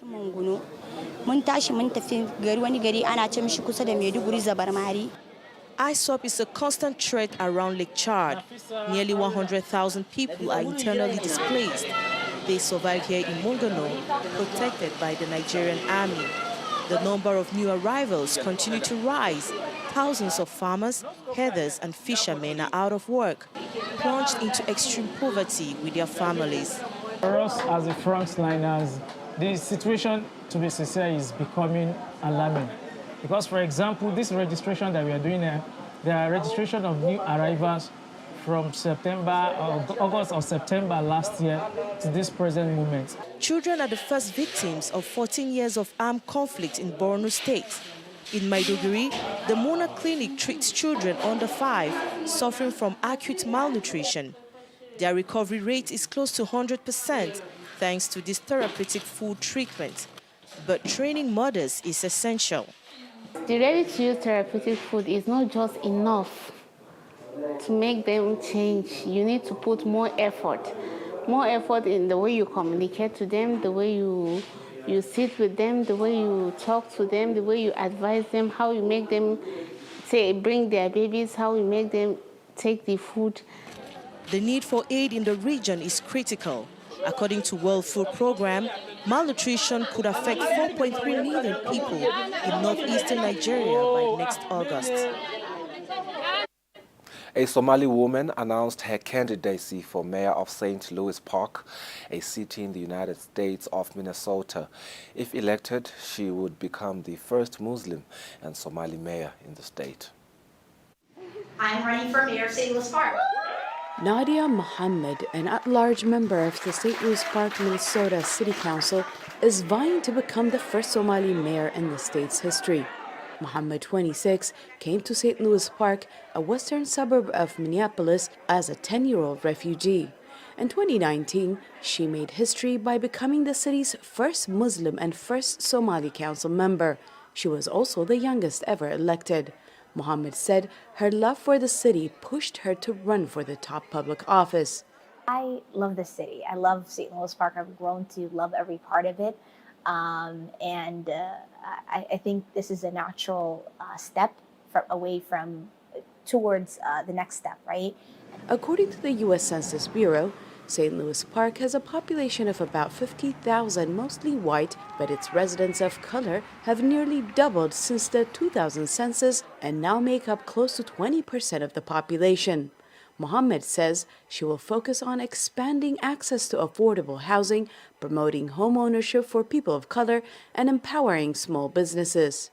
The home ownership rates for people of color in St. Louis Park is very, very low. So I want to make sure that people are able to own their homes and build that wealth. I also want to focus on small businesses, making sure that people can come to St. Louis Park, buy their small business and own it. Minnesota is home to the largest Somali community in the United States, and Muhammad says becoming a mayor is a way to show anything is possible. I think it means that anybody can be anything, honestly. I think visual representation absolutely matters, right? But we're not here just to represent, we're here so that we can do good work. Mohammed is currently the only candidate. The election is slated to take place in November.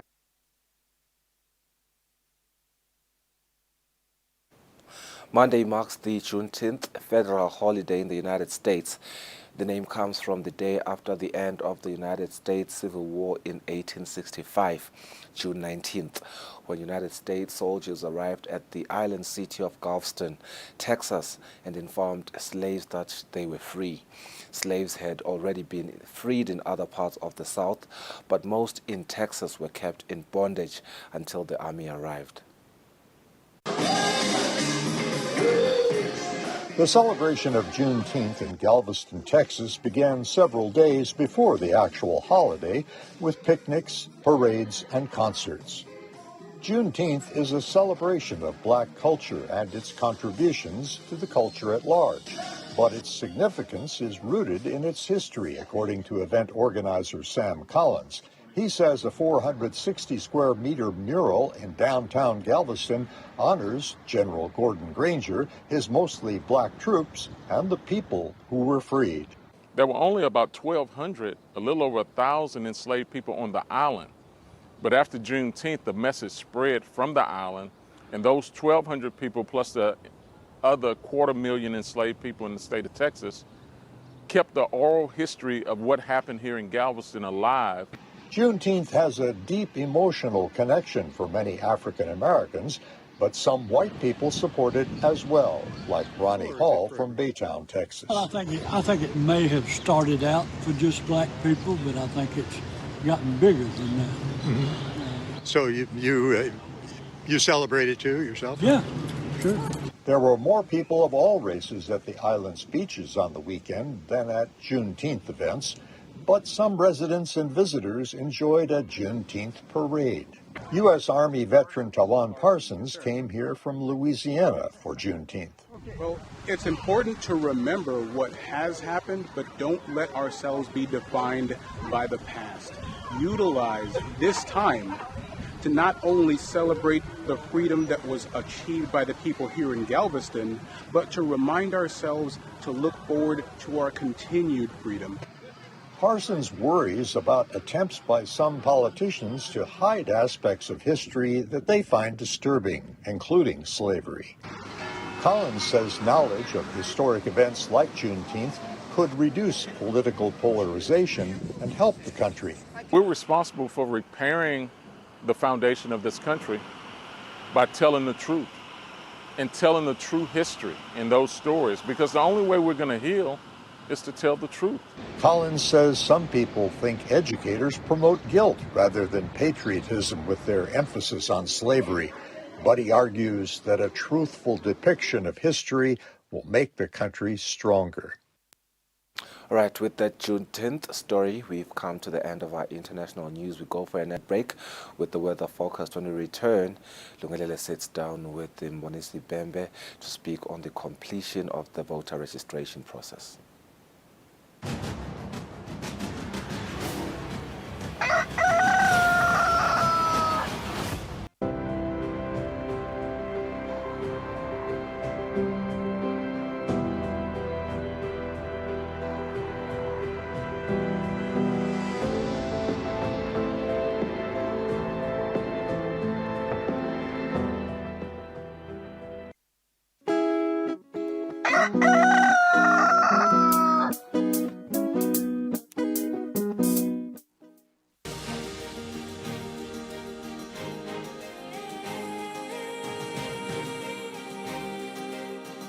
With the change in technology, out-of-home digital media is designed to grab the attention of people who are always on the go. You can now watch your favorite show, Kusile Breakfast Show, and Dinzaba at 7 on your favorite YouTube channel. It's simple. You can stream these shows by following these quick, easy steps. Number 1, open YouTube. Number 2, search for Eswatini TV and click on Eswatini TV. Number 3, after you had entered on Eswatini TV, look for Dinzaba or KPS. And while you at it, don't forget to like, subscribe, and ring the bell button to get notifications of our video uploads and streams. And lastly, enjoy the stream. Stay home and watch Eswatini TV. Stay safe.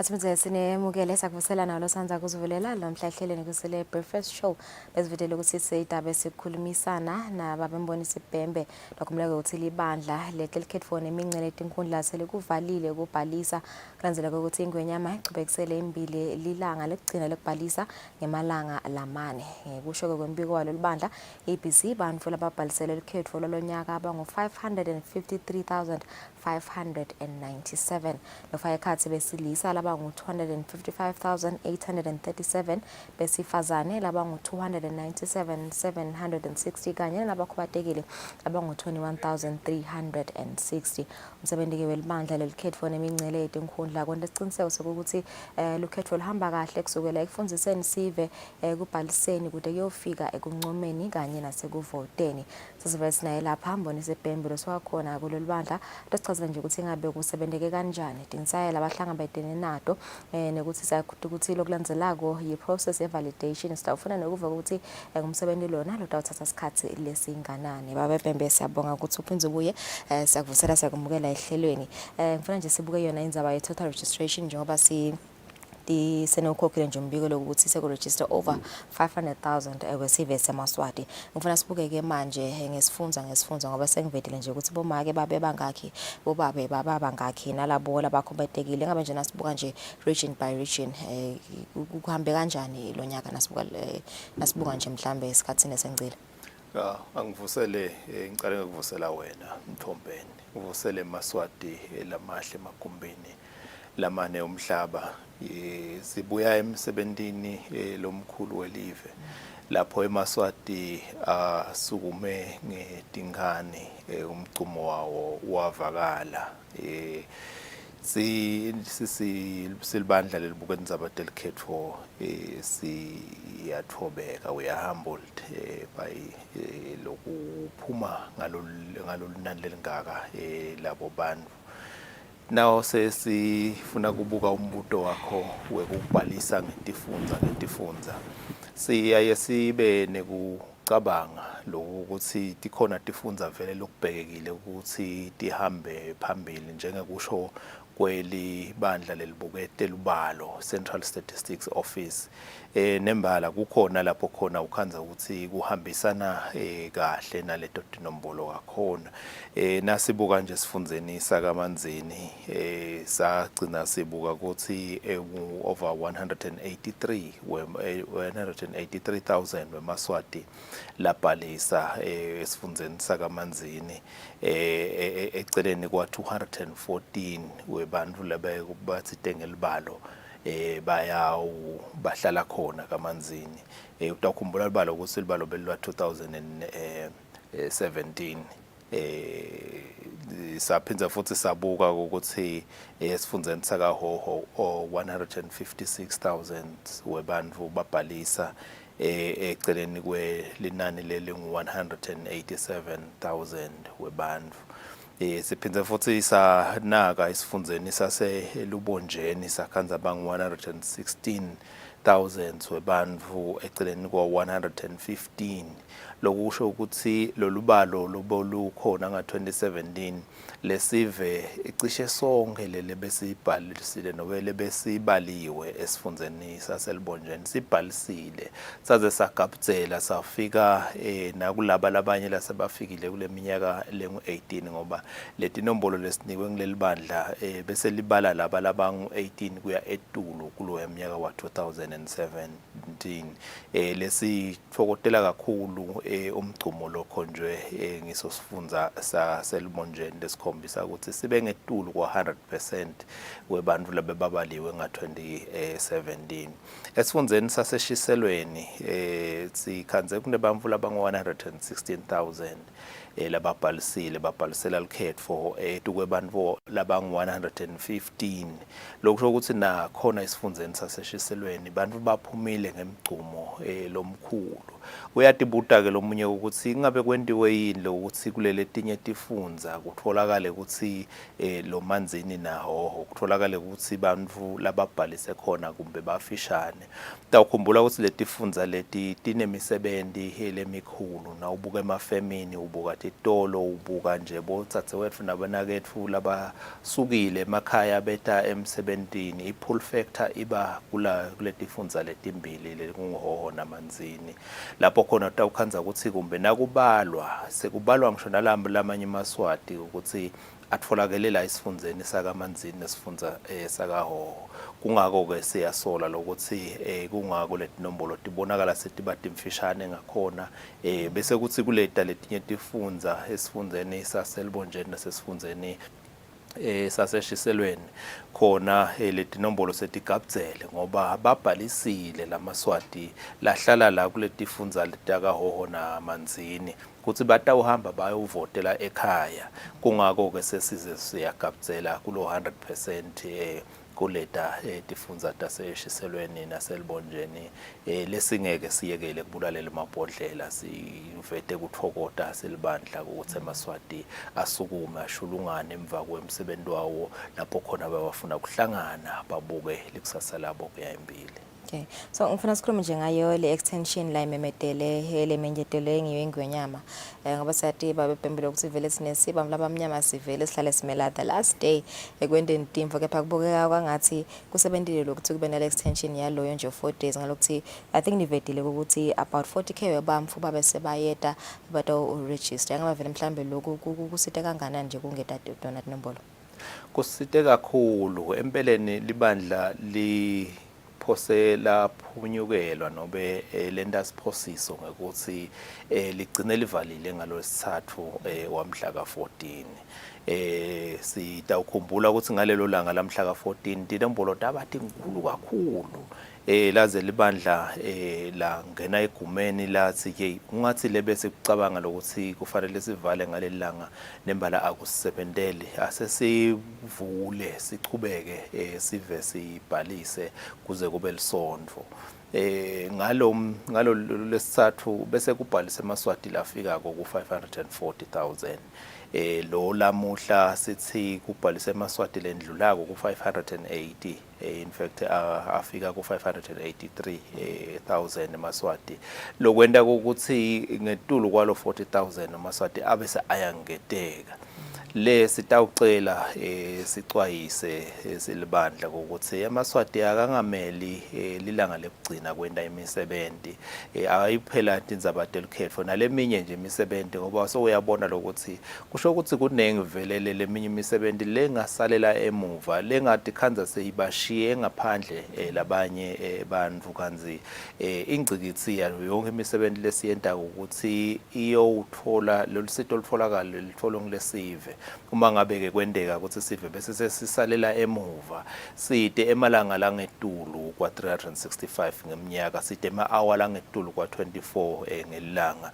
siyacela ukuthi sisebenzisa nje isikhathi lesinato sikhuluma nje nyalo libandla selisihambela emuva ngemalanga lamane asisoli kakhulu ngoba siyatfokota kale nombolo lesayithola ngalamalanga lamane mane sesifucwe nyalo ngumsebenzi lengabe sakhona kuyenda kulamalanga lamane seyimile iselele emuva kofa ke setawutama nje kaloku libandla liphumile lasho khona emithonjeni emsakato ukuthi namalanga ekuchubeka embili akusho ukuthi sekathinthale leminye imisebenzi lokufaka ekhathi kona kuyohlakula luhla kona kuyoncoma nekuyovota lawo malanga solo emile kusho ukuthi thina sitafuna ukuthi siphakamise emasokisi sibone ukuthi imisebenzi iyendeka ngesikhathi leli bandla belivele libekile. Okay.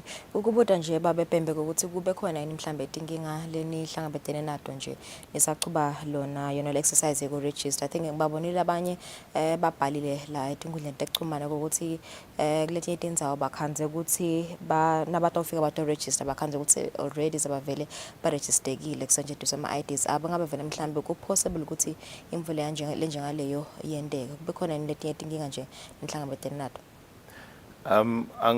Angayivisisa ke kahle leyo lengivile ukuthi eMaswati lamanye abhalisile angayitholi imbiko sathi nobe sithi siyabahlola ku umshini sangabatholi siyacela ukuthi eMaswati sisatawuhlala phansi sende le audit sitawubafuna kubabuka lokuthi nembala balahleke kuphi ngoba sitawukhumbula ukuthi kulabo ngcondo mshini bathi kukhona i-footprint digital footprint lehlala ikhona kuloko lokwendako libandla solo liphishenekile kusukela idolo akukalalwa solo kuyavulwa le machine letigubhu letingu 500 siyavulwa ngasinye kutokuthululwa konke lokula ikhathi kude ukuthi bantu kumbe labanye lebabhalise ku offline mode batawukhona ukuthi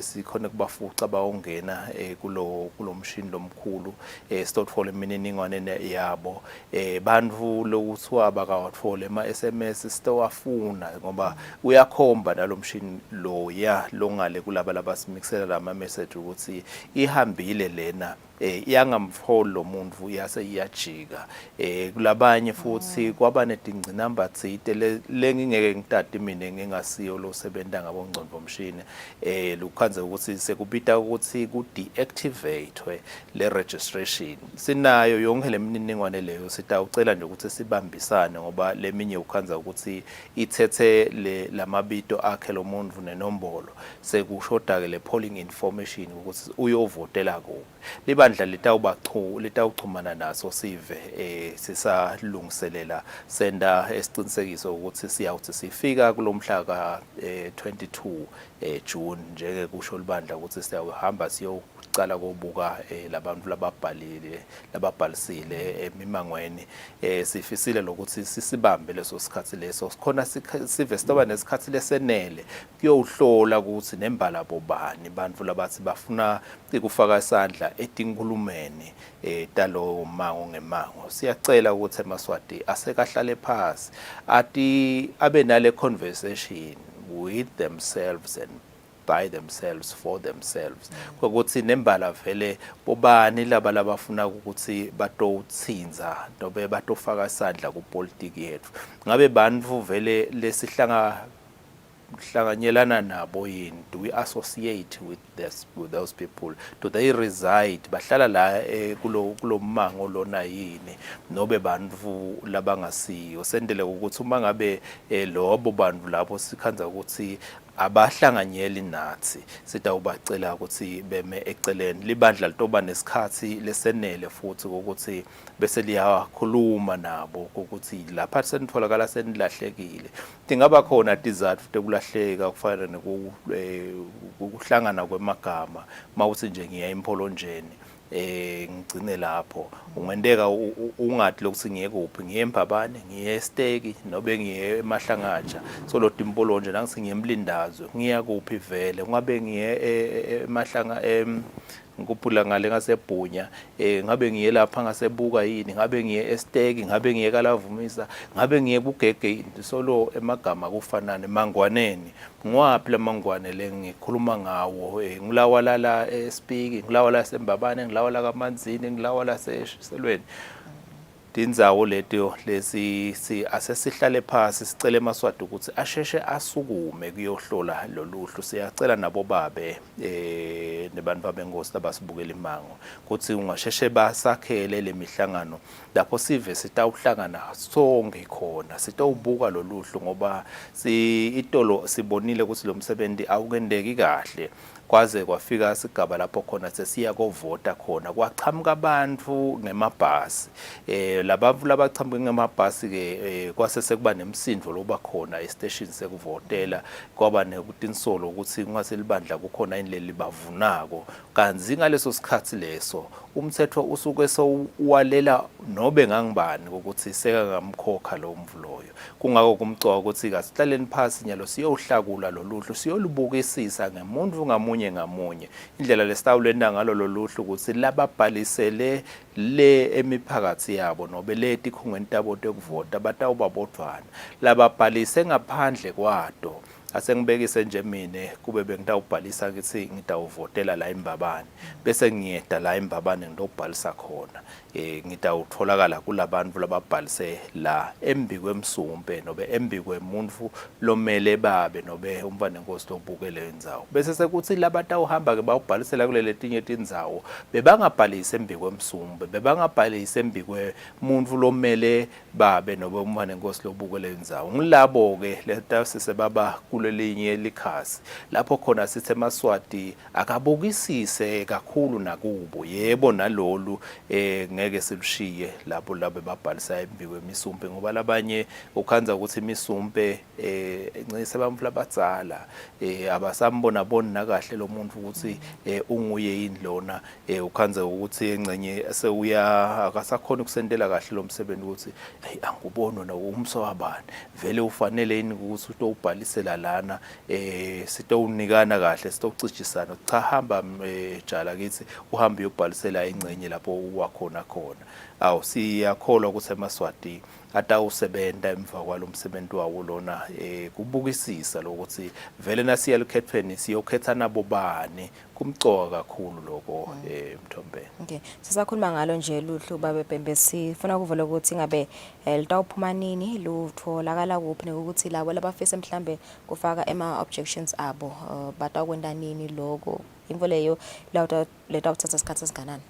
Libandla libeke ukuthi mhla ka22 Inhlaba 22 June sitawulikhokha loluhlu luhambe liye kuleti khungo tekuvota polling divisions angeke libe setindzaweni lapho khona besibhalisela khona njengaloku bokuthi uyafika esibhedlela usikhanze sibhalisa uthi uyefika ekoneni lase la emadolobheni usikhanze sikhona nyalo sesitawuhamba siye kule tikhungo tekuvota lapho khona sitawufike sithole loluhlu kungathi singadinika sikhathi malangeni ukuthi singene silibukisise ungadibuki wena kuphela ukuthi ngibhaliseke kahle yini imininingwane yami ingiyo yini kepha bafune babuke nalalabanye ukuthi bobani vele lababhalisile sake sathi ngalomnye iminyaka siyalimekisa loluhlu lebantu lababhalise kuvota bekusigaba selukhetho lokuvala tikhala by election wasibuta lo mflomtsala ukuthi uma ngabe niletha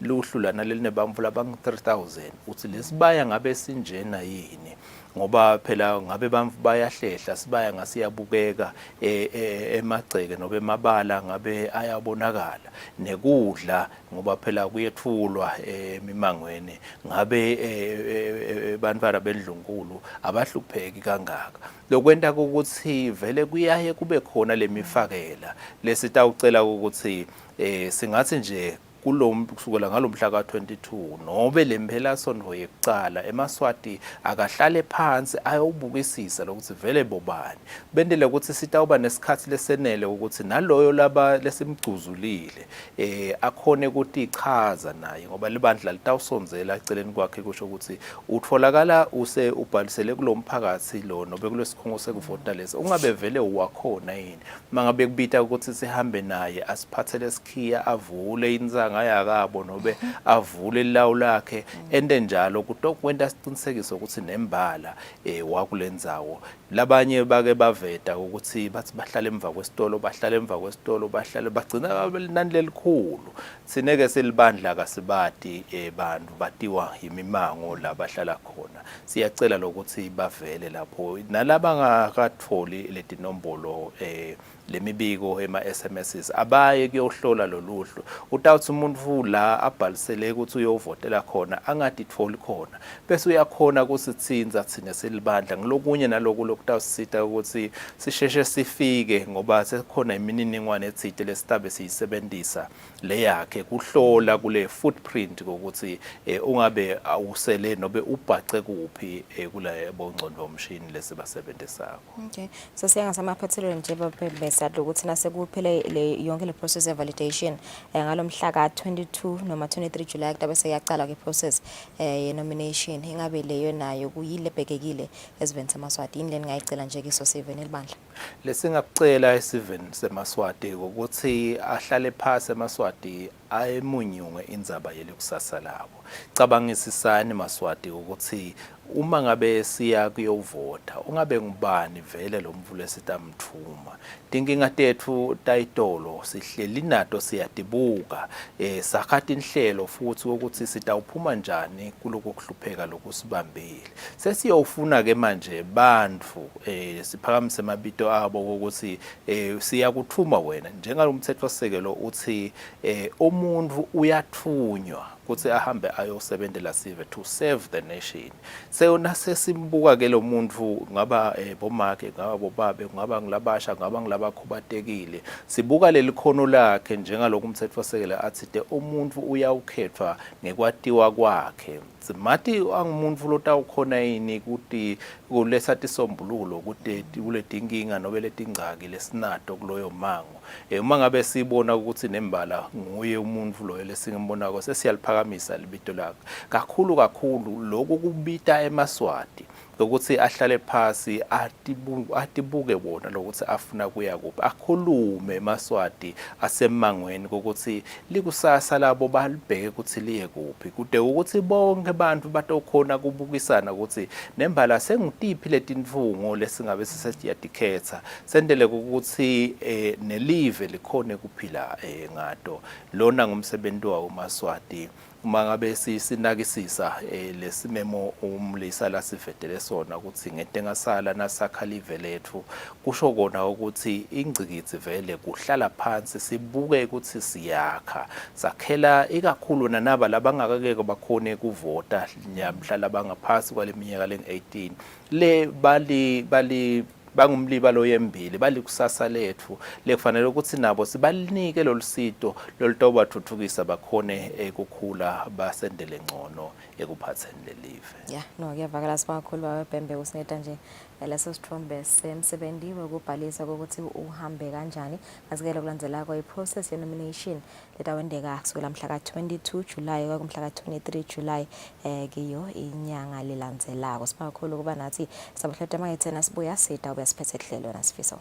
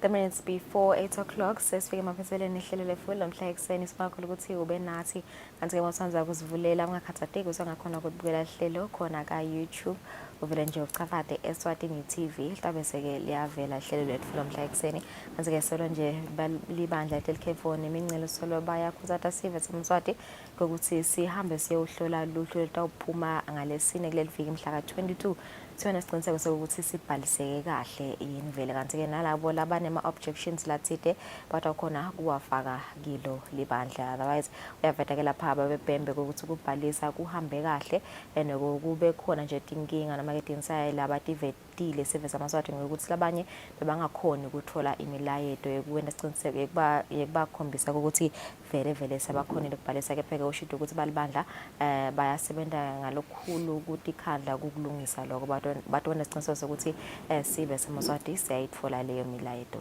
leyo. Yeah, lo think mina lokungijabulisa kakhulu lungelele kuva nje ukuthi isifundza sami ngichamuka kuso ishiselo ibe ifundza lithambe embili in terms of yona bonjena sishiselweni yes. Yeah. All right, thank you so much for joining us today. Sanibona kusasa sanibona suku loluhle nisale kahle.